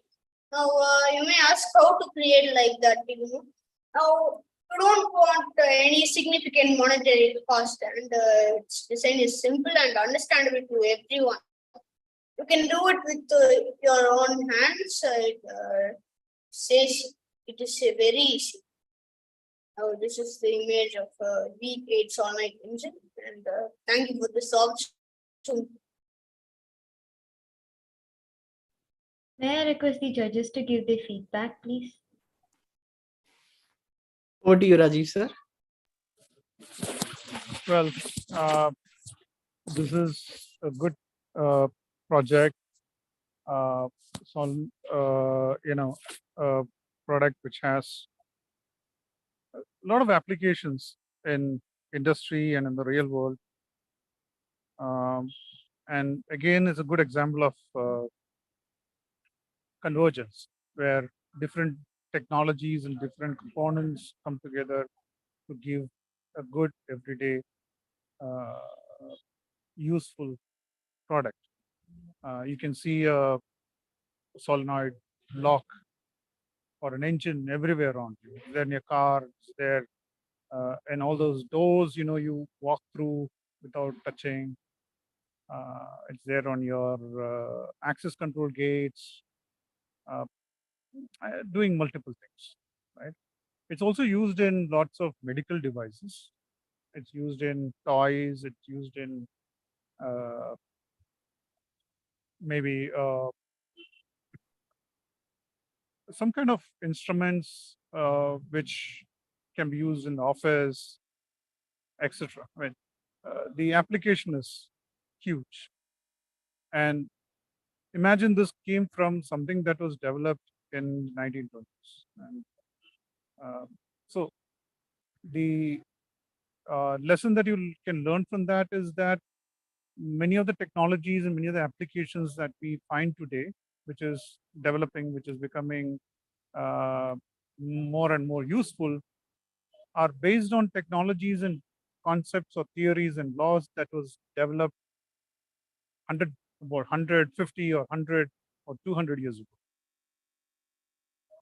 When I was a kid, I used to ask myself, I mean, once I asked the teacher also, why do we have to learn all these old things, like Newton's laws and Galileo and all that? I mean, these are old stuff, right? We should learn about new stuff. As I grew, I understood that everything that we do today is based on things that we learned long time back, right? The first computer programmer was a young lady in old England, where even women didn't have the rights as men. They didn't have vote. They didn't have the right to work. The first programmer, right? Lord Byron's daughter or niece, right? And still we're using the same concepts to write programs. Similarly, so these things are very important to you, because tomorrow you're going to learn much more advanced products, much more advanced designs and concepts based on these small old stuff,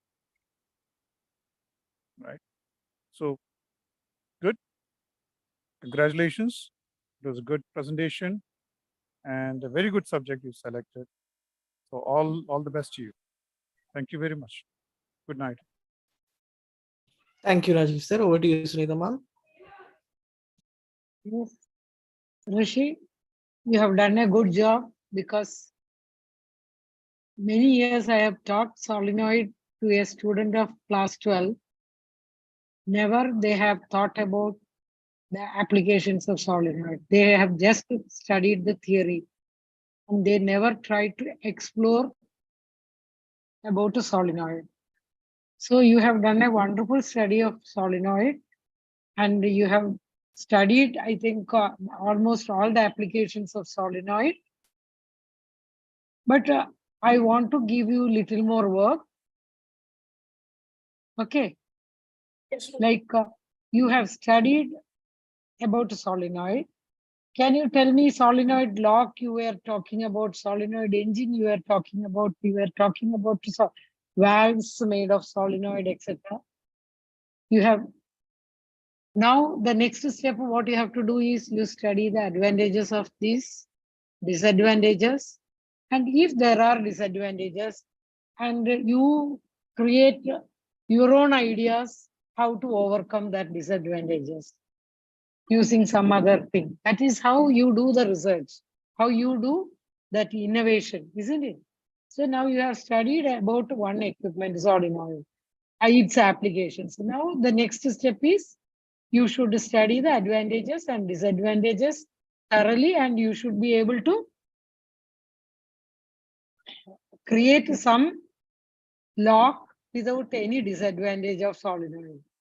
Or you should study about the solenoid engine. There are plenty of advantages. Why car engine is not made of solenoid? There are solenoid engine. Why car engines are not solenoid, made of solenoid? Like that, small problems. So you can either you can Google and study, or you can buy some books on solenoid and you can read and study. Okay. Anyway, you have done a good work. Hearty congratulations to you. Thank you. Over to you, Ravichandran sir.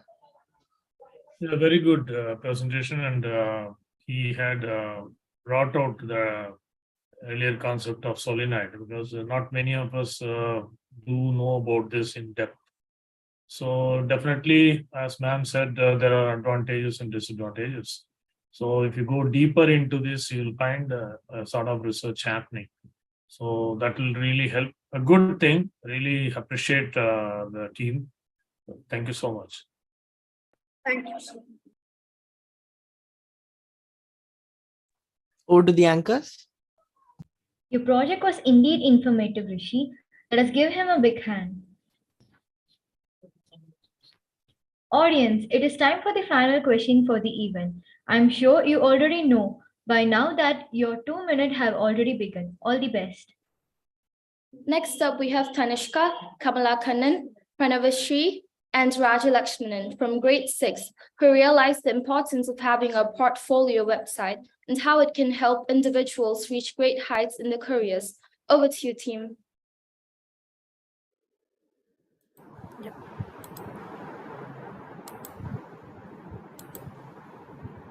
Good evening to one and all gathered here. I'm Pramashri and I'm Tanishka from 60.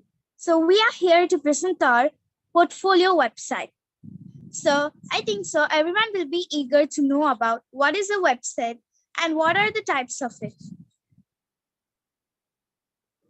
So Pranavashri will be telling about what is a website, what are the types of it, how will be used, and what is a portfolio website.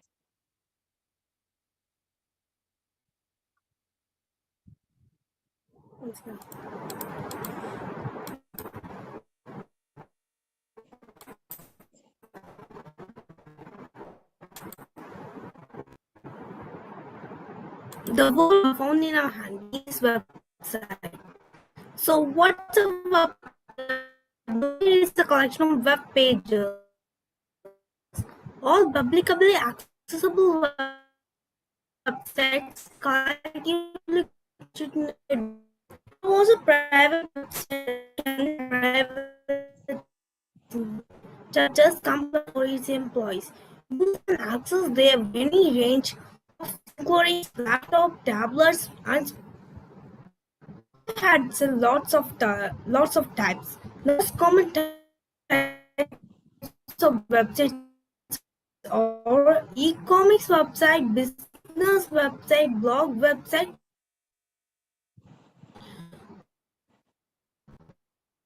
portfolio website, personal website. A lot of users and advantages increasing internal productivity. Come to find the use information. Websites have become a very essential part. Since your website is on 24/7, it's easy to post announcements to your customers. By delivering more internet, website do most of the activities we do on the internet. As you know pretty well, websites have become a necessary part of life, like searching for anything, paying a bill, and sanction, then they are as a whole. Next, what is portfolio website? Your portfolio website is an online representation of your work, have created, as well your skills and experience. It could be a website or blog or even a video channel. None of the organization runs without a website. So I strongly believe that in future, every individual will have their own websites. Now Tanishka will explain about the website that have been created by you. One second. So I think so. Everyone will be eager to view the portfolio website.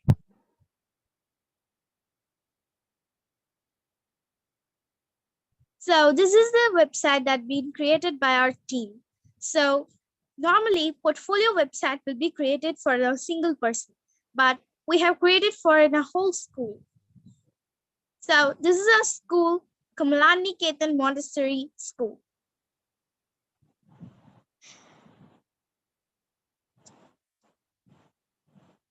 And we're just explain what is this website is about.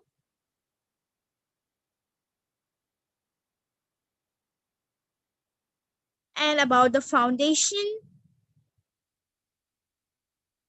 who are the principal and correspondent. Principal Mala Shivakumar and correspondent Geetanjali. So, and next we have the location and where it is located. So next, this is about an interesting thing for cricket.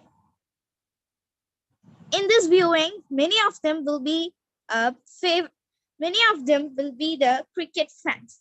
So in our school, we have the summer camp cricket for boys as well as girls. So now we have the video of Math Week. Rangoli competition, moon watching session, pot painting competition. So like this, we have lots and lots of competitions that have been held in our schools. So this website will be definitely useful for the parents who are going to join the school first time.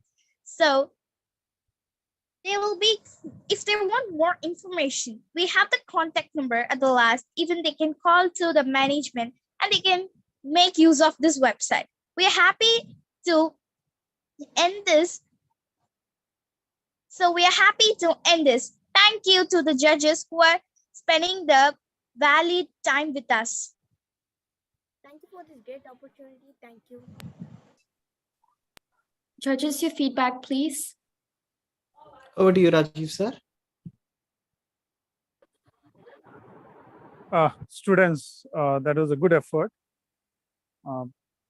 And you spoke about a web page and a website. There is a third term that you may have all of you may have been familiar with. It's called a web portal. Can one of you tell me what a web portal is?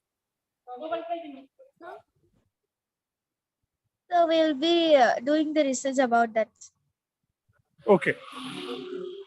Web portal is a very simple thing. It's like it's a collection of websites. It's like a portfolio of websites, right? So you're having, for example, Facebook is a portal. Right? Yahoo is a web portal. Google is a web portal. Right? So you have lots of different activities on the web portal. You have a website, you have news, you have videos, you have services, quite a lot of these things. Okay. So when you talk about a website, you should also understand what a web portal is. You can design web portal using a Wix, or you can do it with using WordPress. But a blogger, you can only do a website. Okay. It's a very good effort, and it's a very good thing that you did your first website for the school. I hope your school really appreciates that. And maybe they already have a different website. This is a good effort too. Right? Now, what you should do is that You should start newsletters on this website, right? You should start blogs on this website. Add something, there'll be something or the other happening in your school every day. Create a page of news from within the school. Create a bulletin board. You know what a bulletin board is? In school, you will have a board where people can post, notes or teachers, news or information, circulars. Create a bulletin board. It's there in the rings that you can create one. The template is there, easily create. Okay, so try to do these things. Okay, sir. Right. It's just like I think you might have understood that it's as simple as creating a PowerPoint presentation, right?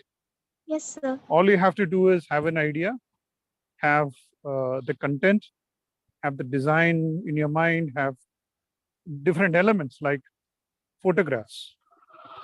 There would be web links, right? Videos. You should know what to put where. And there are a few bugs in the website.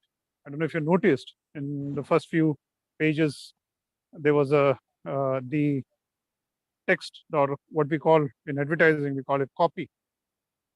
It had a brown highlight. So that's something you can easily, when you get to the formatting page, you can just remove the highlighting from that. But the design is good. I really loved it. Today, the concept is of minimalism. That is, there very little colors used, very little elements on the website, and it looks cool, right? So all the best. You guys did a very good job. Congratulations. Thank you. Thank you, sir. Thank you, sir. Thank you, sir. Over to you, Sunita ma'am. Children, you have done a good job. Like as you all know that portfolio is one of the best ways to showcase your work, and you can build a brand. Now the video which I have seen, because I don't know whether for me or the team who presented, that there was some technical glitches, so I couldn't see that video fully well. I hope that was a portfolio of your school, isn't it? And that in that portfolio you could create, you add on a lot of things, as sir said. It will generate a brand name for your school. Similarly, what you can do is, it is a tool. It is a tool for sharing your expertise, and you can build on your own brand name. So my request is, my suggestion is, all of you, because CBSE is now one of the assessment tool is for creating a portfolio. Portfolio means you can not, they are not insisting on digital portfolio. They are insisting on this file. You can keep all your work in a file, and you can use it as an assessment as learning. Assessment as learning. So you start, CBSE is recommending, not only CBSE, the NEP 2020 is recommending to generate that portfolio as one of the tools of assessment as learning. So what you do is, you add on all your credits or your credentials, whatever you have gained. For example, your marks, your answer papers are kept in that. Suppose you got 8 marks out of 10, then you will think about how to score that 2 marks for the next exam. You will write your suggestions, how you are going to work on that. So it is a kind of research, and you will write the next, before the next examination, what are all the plans you have in your mind to improve your academic excellence, or to improve your debate talents. Okay, suppose you are a good singer, you have sung well, and if you want to improve upon, what techniques you should adopt before the next competition, etc. You will write, and you will execute that plan, and you will improve. That is called as assessment as learning. So the new education policy 2020 says these portfolios are one of the tools for assessment of a student, assessment as learning. Okay, for learning, as learning, and off learning is there. So this is used as learning, assessment as learning. So what you will do, you can generate a portfolio of your own, digital or otherwise, which can be used as a tool for your betterment. Okay, nice that the team did a good job, and it is an eye opener for the other members. Please, all of you can work on that. Thank you and best wishes. Thank you, ma'am.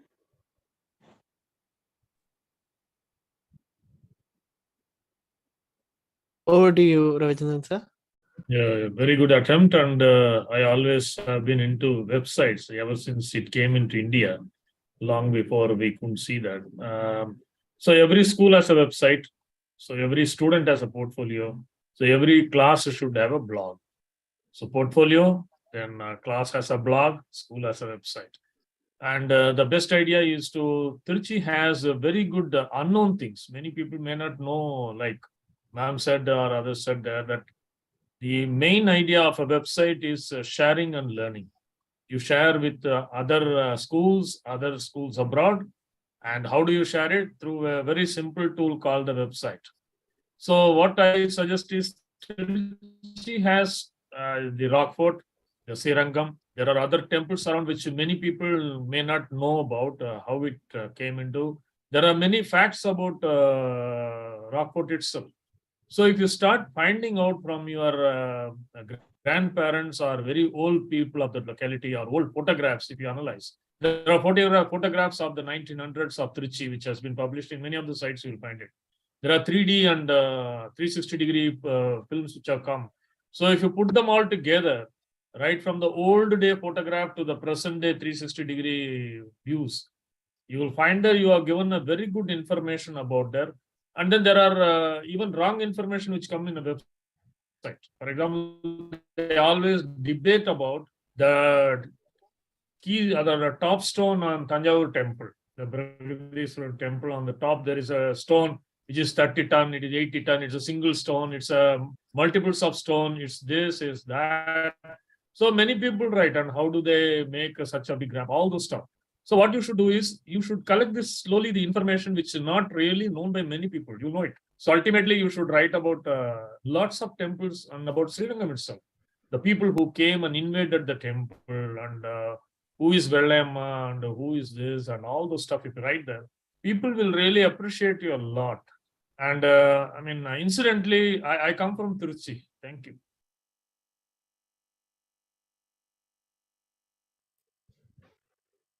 Over to the anchors.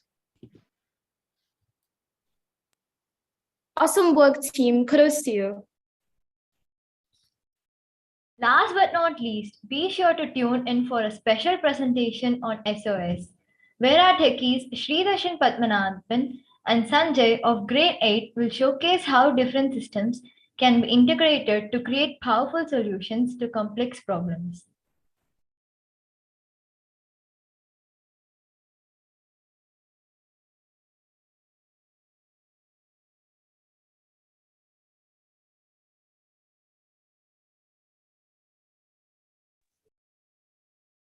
You may begin.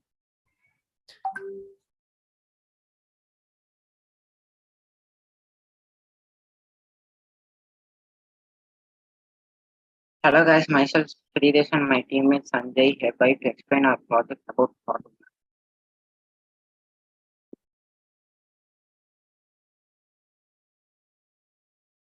Road accidents caused by potholes. We don't want to go far. Instead, in India, the top three states which caused the accidents are Uttar Pradesh, Tamil Nadu, Madhya Pradesh, which caused more than 2,000 accidents in the year 2021.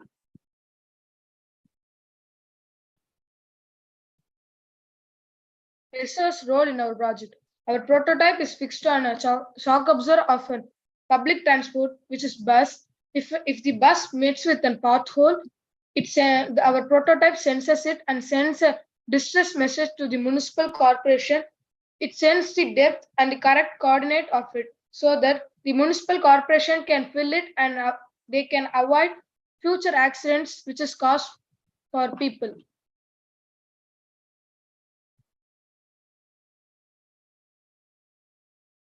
And we got a recent update that youngsters are getting injured and even killed. So, as we are concerned citizens, we created a solution for this kind of problem.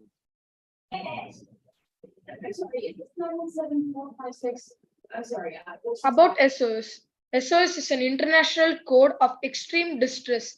It is mainly used on ships at sea. SOS is also called as Save Our Ships or Save Our Souls. SOS is originated on 1st April 1905. Before SOS, there is another distress call which is called CQD, General Notification Distress. As if CQD was not efficient for people, the German government developed SOS. Components that we used for in our prototype. Arduino Nano, which acts as the brain of our project, GSM, Global System for Mobile Communication, GPS, Global Positioning System, booster, charger and protector, helical antenna, lithium-ion battery.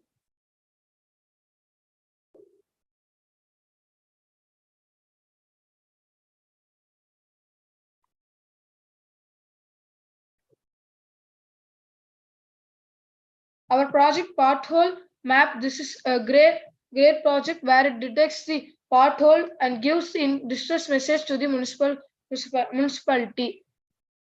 It has a button on it which acts as the vibrating sensor which we implement on our prototype in future. If we click the button, it acts as the vibration sensor and it sends a distress message to the number which have entered in our code.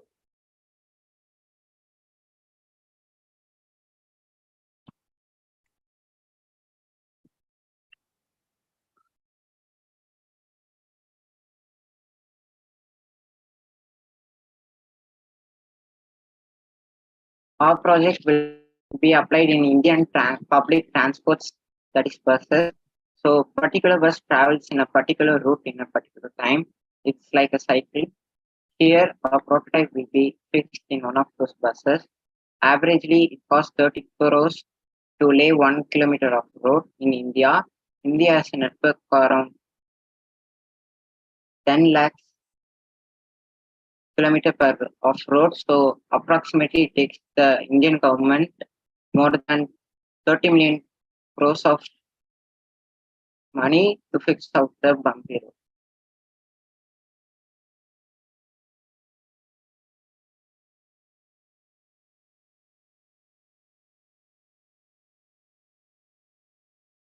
Definitely, our project will have significance in this developing countries like India and South Africa's divisions, as our project is a simple and efficient solution to a dangerous problem. Drawbacks and its solution for our project. Our prototype detects every vibration caused, hence in road there would be any stones, speed breakers or any other obstacle will be detected. Since they are not pits and bumps, they can be fixed by the corporation or government. In future, we can use artificial intelligence to solve these kind of problems.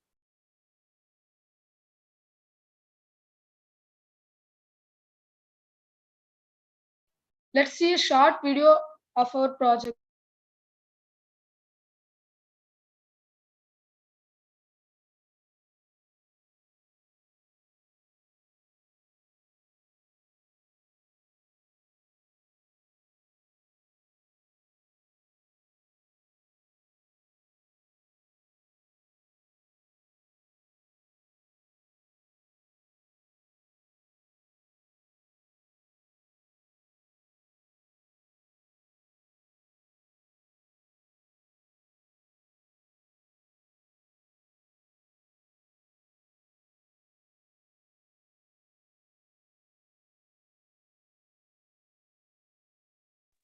You can see our code which we have uploaded in our project.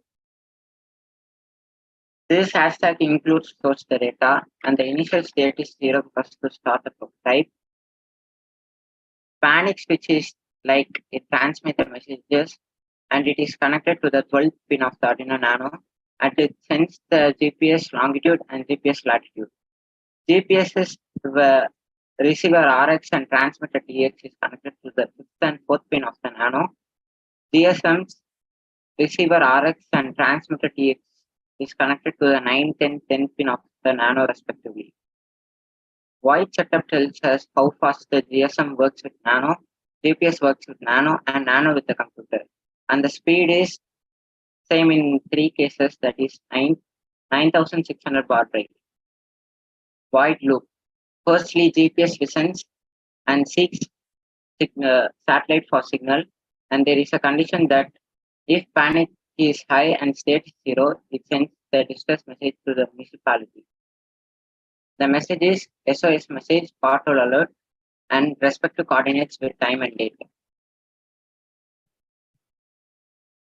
And if the panic is low and the status is high, then it doesn't send any messages.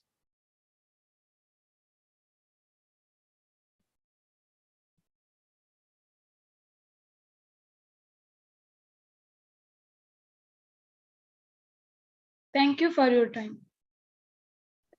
May I request the judges to give the valuable feedback? Over to you, Rajiv sir. Thank you.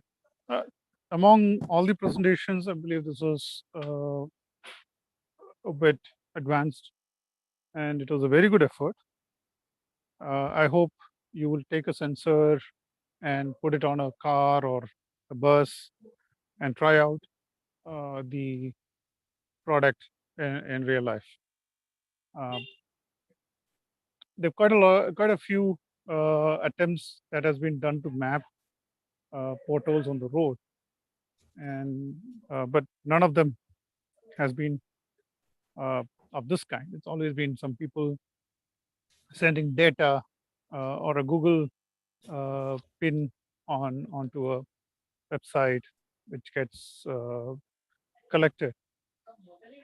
But the problem is much beyond our reach, because potholes are created due to lots and lots of reasons. But potholes can also tell us if there is a damage to the underground water pipeline or power line or gas line. So it's a very good project, and among all the projects, I think this is slightly more advanced than many others. So congratulations to you. I just want to ask you one question. It's a trivia. Why did the government adopt SOS as a code for distress signal?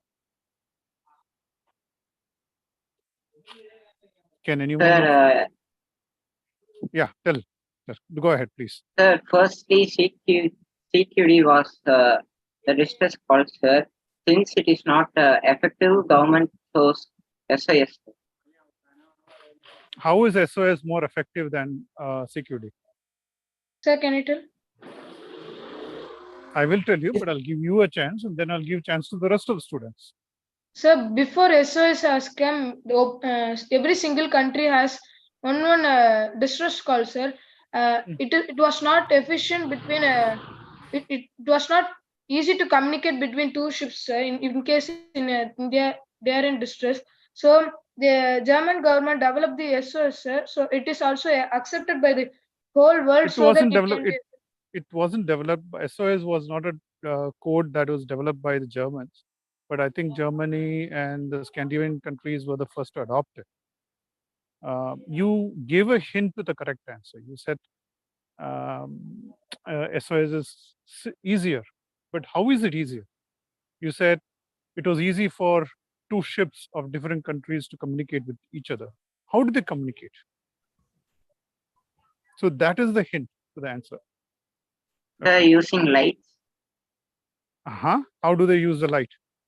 Do they write it? Sir, by turning off and turning on. The light, like sir, there is a like code 3 dots, 3 dashes, and 3 dots, sir. The three dots form S and three dashes forms O, and again 3 dots forms S. It is SOS. Absolutely. That is the correct answer. Morse code, sir. Yes, because SOS is very simple for people to remember when you send it in Morse code. Morse code is not just telex tapping. You can use Morse code with fingers, finger signals, with lights. Ships used to communicate with using lights, high-powered lights. Earlier, it was lamps. What they used to do? They used to use a concave lens and put a candle or a fire torch in front of it, right? At the glass, magnifying glass in the front, so that it reaches very far distance. They also copied the American Indians in sending smoke signals, SOS, right? Small smokes followed by large 3 smokes and followed by 3 small smokes. People started sending it by tapping, lights, Morse code, every other means. And when everyone found that sending SOS is simple, easier than sending other messages, people adopted it, right? So that is one thing. Because you talked about SOS, I thought, and you said about the German government adopting it, I thought this trivia would also be of information to you. Good. Congratulations. I hope you guys implement this and show it to everyone, including us. We would love to see it in action. You don't need to use a bus. You can use it on a cycle. No, right? sir, because public transport travels most kilometers Nahi, than sir. Sanjay, that is different. I'm talking about, there is something what we call it proof of concept. Before you implement a project, we do what you call a proof of concept. Okay. A proof of concept is when you're trying out a project in a very small, scope. Like, for example, you're talking about putting it in public transport. You basically go and try it out in, let's say, 10 buses of Trichy City Corporation, or But when you do a prototype, you test it in real field. You use your own vehicle. You use a cycle or a scooter or something, right?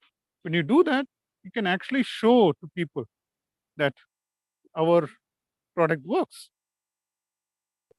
right? Don't wait for getting approvals from your city corporation or your transport corporation. Put it on your scooter, put it on your father's scooter or your car, and show it to people, right? That's how you do things, right? We love to see this in real action. All the best. And to all the teams, you did fantastic, right? And this is how you do it. This is how you learn. And this is how you inspire other people to learn. Right? All the best. Maybe you guys can get together and make a website or a web portal for this project in your schools, right? Just an idea, Akash. Thank you very much. Thank you so much, sir. Over to you, Sunita, ma'am. Yes. It is a really, truly Tinkering Lab project. Tinkering Lab, did you use Tinkering Lab items for doing this? Yes or no? Do you have a Tinkering Lab in your school? Yes, ma'am, we have. Yes, ma'am. So it is a really innovative and creative work you have done. And really it is a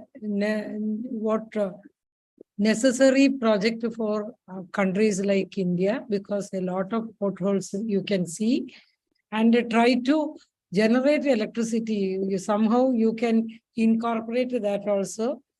When the vehicle goes down and vibrates up and down, when its tire goes through the pothole, that movement can be converted into electricity. Try to innovate that too.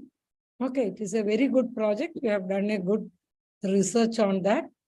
Best wishes and continue that good work. Okay. Good. Thank you, ma'am.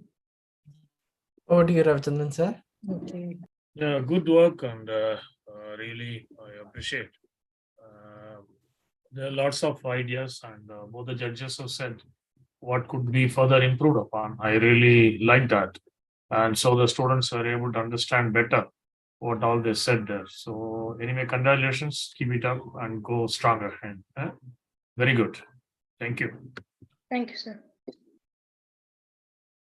Over to the anchors. A very thoughtful and innovative project team. Let us all give them a big hand. With that, we have come to the end of our project presentations for day 2. Thank you. I want to thank the judges for the words of wisdom that have been immensely insightful to all of us. We thank you for your time. Over to you, Akash, sir. Thank you so much, Lakshya and Rebecca. Both of you did a phenomenal job today as well. Once again, I congratulate all students. But before we end the event, of course, it's not complete without hearing a few words from the judges. So firstly, I really want to thank all the judges for their time. I have to say this, that it was indeed not only for the students, but for myself as well. It was a masterclass in different domains. I like how passionately each of you took time, and what, irrespective of the domain of the project that the students had selected or worked upon, I loved how you dived deep, and you gave a few like the food for thought, as they say. And all of the students, I'm sure students, I just want to let you know that whatever that has been spoken to you about, it's something worth pondering, and that's going to take not only your project to next levels, but also take you a long way in terms of your career too. So I really once again want to thank all the judges for their time. But yeah, as I said, right, we would love to hear from you. So judges, may I request you to kind of address all the students, the school authorities, all of us, with whatever, especially the students, any encouraging words that they might take for their future. Over to you, Rajiv sir. Can you please begin? Hi. Well, this is the first time I'm coming on your program. This is very good. I mean, it brought memories back to me on when I was a school student, and we did science projects. So basically, all these things, all these activities help in inspiring us. Inspiring the students, inspiring the parents, the well-wishers, into thinking out of the box on how you can improve your ability to learn. But learning is not just what is needed, right? You need more than learning.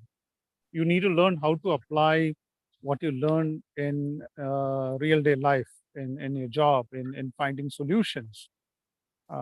Because world is getting more and more complicated. We need more solutions, right? So I've seen some very brilliant people. We mentor startups, we invest in startups. We have some brilliant minds from some amazing institutions in India and abroad, MIT, Stanford, IITs in India, the top universities like IISc and PUSAT and others. Amazing people, and all of them, they had one simple common element, and that is that all of them have been doing these kinds of projects since they was in school, right? When they were young, maybe as part of their school curriculum, maybe as part of their interest. There are people who used to do these, during Sundays, to bond with their brothers, elder brothers, cousins, or uncles, or father or mother, whatever.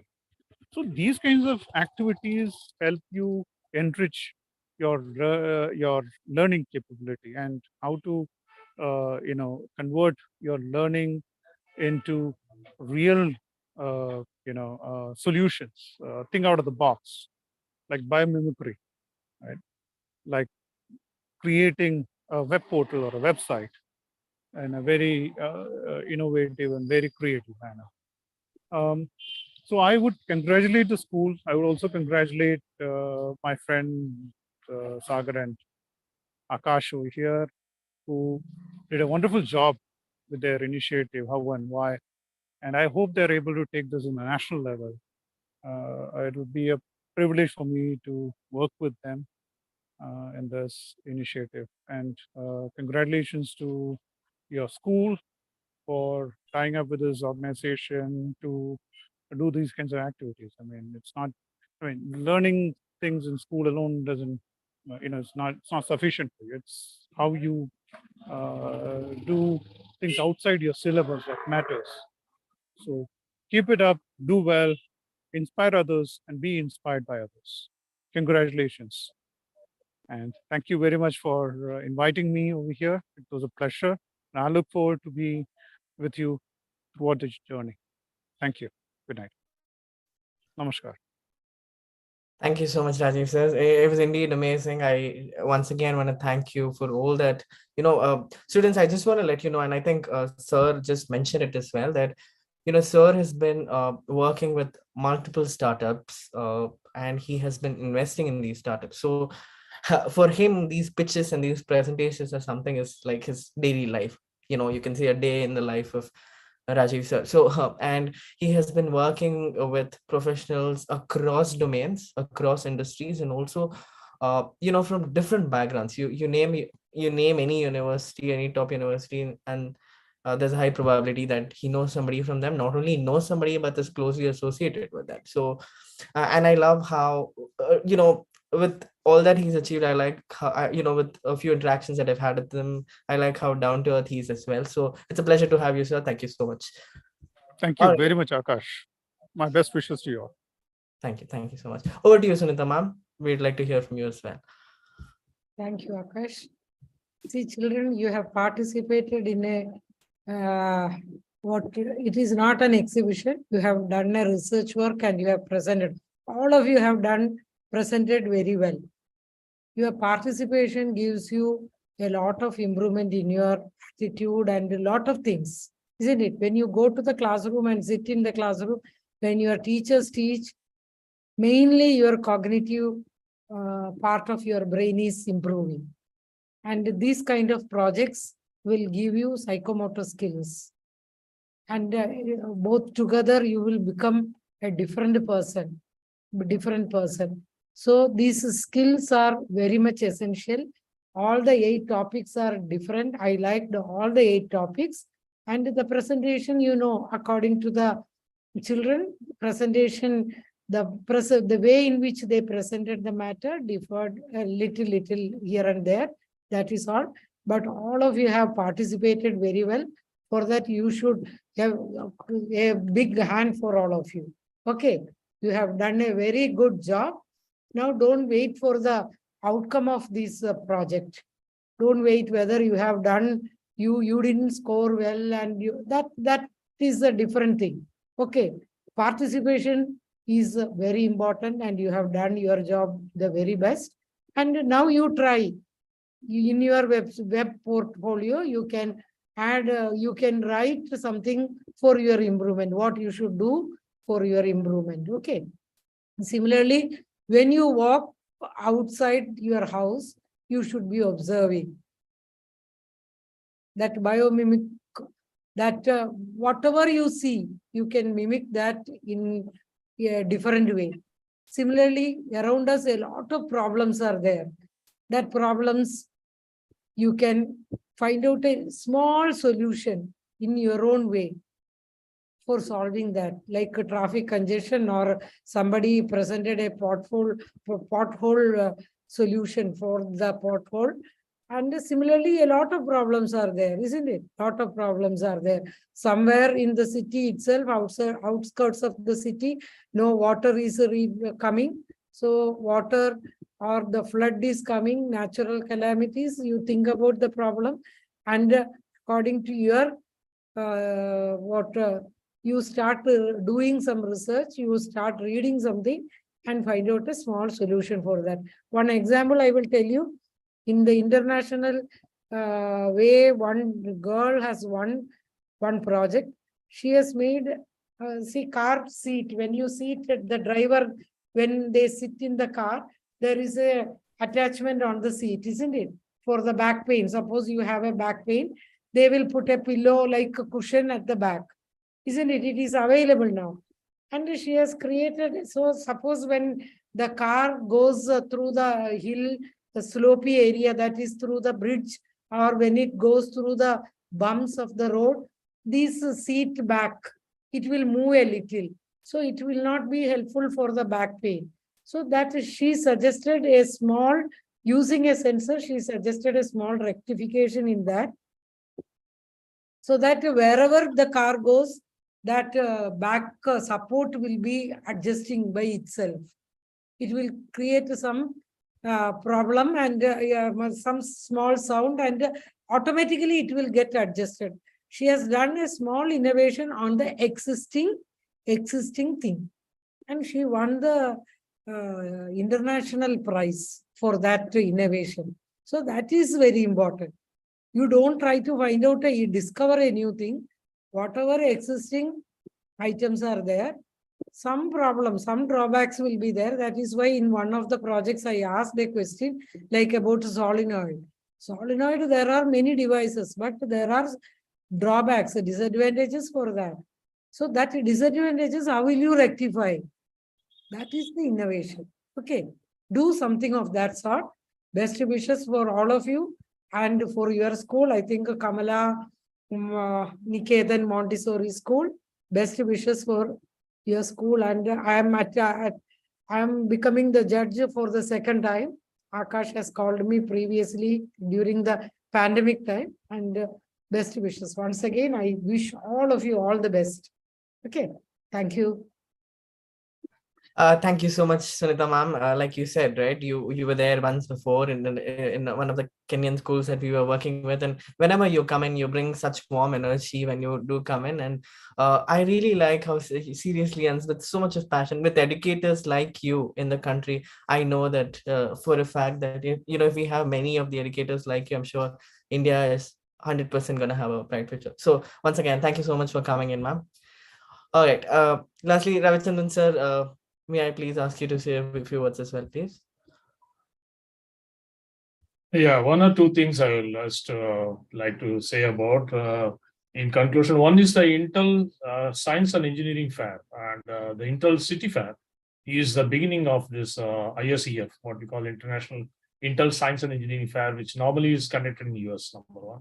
Please go through the previous write-ups on that. It is available in websites in ISEF, Intel's sites, number one. Secondly, there are lots of students who do research on vitricity, what is called as wireless electricity, electricity without wires. It's a prominent research which goes on in many of the universities abroad now, and the students have been trying it out. So you should also be able to do something about vitricity or similar things, like, because the world uses a lot of wires, which uses so everywhere you see in a house so much of wires being used there. So things have to go wireless, and it should go in that way. Therefore, vitricity is one of our main topics. Similarly, there are quite a number of researchers which grow around in many of the universities. ISCF City Fair is quite a good entrance for all this. I appreciate the school, Ajay, Akash, then the computers for today, Laksha and Rebecca, and other teams who came there to do a very good work. I really thank Akash and Ajay. I have been in a good professional relationship with them for a long time, not only now. Years I have been there with them. I really appreciate this initiative, because this is the one which the school needs. The marks which come in your subject and all that there really may not matter up to class 10. But what really matters is the research and the analytical abilities which you develop, which Akash and Ajay have been really doing. And thanks to ma'am and thanks to Mr. Rajiv, who had come in to this thing. It's a good talking to them, to hear them. Even I learn a lot of things when I speak to them, when I hear them. So thank you so much. And meet you again sometime. Thanks, Akash, and calling me today. Thank you. Thank you so much, Ravichandran sir. Yes, Ravichandran sir, thank you so much for your time as well. I really like how, after each project, you had something actionable for the students to take back with them. And again, it's always a pleasure to have you as a panelist. So here we are, students. There we come to an end of the project presentation. But before we wind up, I personally would like to, appreciate all of you. day one as well as day two finalists. All of you did us very, very proud. I must say that, in this short span of time that you worked on these projects, you came up with ideas, you tried to dive deep into those domains, and it all comes back to the passion that you had, right? I remember, for a fact, you don't have your exams now, you don't have you can really actually be playing something, but all of you took this seriously. You came in for the mock sessions. So we are really happy and we appreciate, and I'm sure, like Rajiv sir mentioned, right, a lot of his startup founders and brilliant minds that he sees today were a part of something like this. So I know for a fact that this is a sign of something big which is going to happen in the upcoming future, and I can't wait to see that.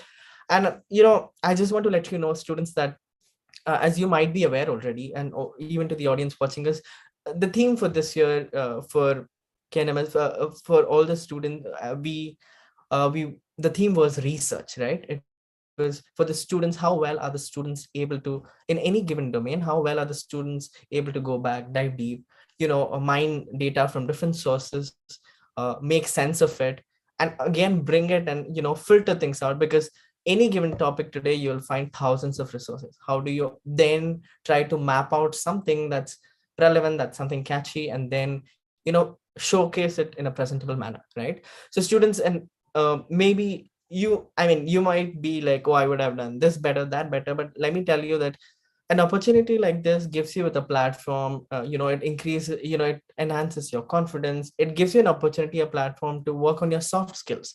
I always put an emphasis equally on soft skills as well, because irrespective of what you want to become in the future, your soft skills are of utmost importance, right? What are soft skills? Your communication skills, your stage presence, the way you carry yourself, the enunciation, the pronunciation, your emotional quotient, your social quotient, empathy, compassion. So all of these are also very important. I see that through these projects, and although this was just the beginning phase, we at KNMS, we are striving to do, this is just the beginning phase, right? I just wanted to let you know that this was just the beginning, and in the upcoming days, months and years, I'm sure that as we dive deep, as we, the next year, the theme for next year, as a matter of fact, let me just unravel it here itself, and the theme for next year is going to be innovation and creativity. That's where we'll be actually thinking about ideas that are not actually pre-existing, but something that we might come ourselves, right?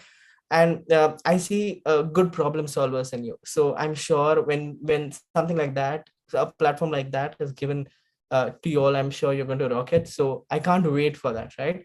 uh, I also want to take this opportunity and thank the school management.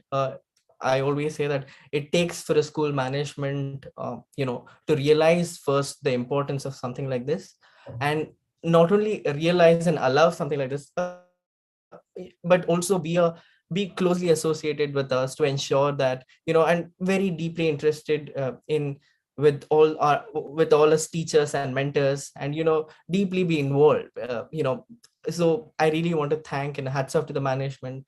And I'm sure with a management like this, students, as you're a part of KNMS, I'm sure only good things would come your way in the future. Also, I would like to applaud all the parents. You're the pillars, right? You're the source of support for all these students. I know that maybe you might have noticed, and we did hear, like, we know for a fact that a lot of parents also found their students, I mean, found their children, in a different space, tinkering. We often hear from parents, as mentors, we hear that, earlier the screen time was for playing games or watching YouTube videos, but we are glad that our child is now building up websites, now creating animation clips. So that in itself is a good sign. So we really want to thank parents as well for their generous support. I want to thank all my colleagues, all the teachers and mentors of the school, ATL mentors, who have generously been supporting. I just want to say that my name was taken thrice or four times, I don't know what, but I do not deserve any credit. These are there have been mentors in the school, there have been teachers in the school working closely with these students, day in and day out, having morning sessions, evening sessions, equipping them with whatever you see today. So hats off to them. Thank you so much again. And also to the anchors, once again, you both of you did a phenomenal job. I hope you're proud as well. Something like this is an opportunity to see, and you took it very seriously. You didn't take it lightly, and I appreciate that. I also, and last but not the least, the rock stars and the superstars of today are all you finalists. You've done us all very proud. I cannot wait. Like I also mentioned this yesterday, right? A few years down the line, we'll hear your names in the newspapers, and we would know, yes, I knew the student from KNMS, and he worked on the so and so project. So I'm excited for you. So with all of that said, once again, I wish you all the best. Keep innovative, keep tinkering, and we can't wait to work even more closely with you. So as a school, as teachers, as mentors, we really can't wait to do that. So with all that said, good night, sleep tight, signing off. Thank you.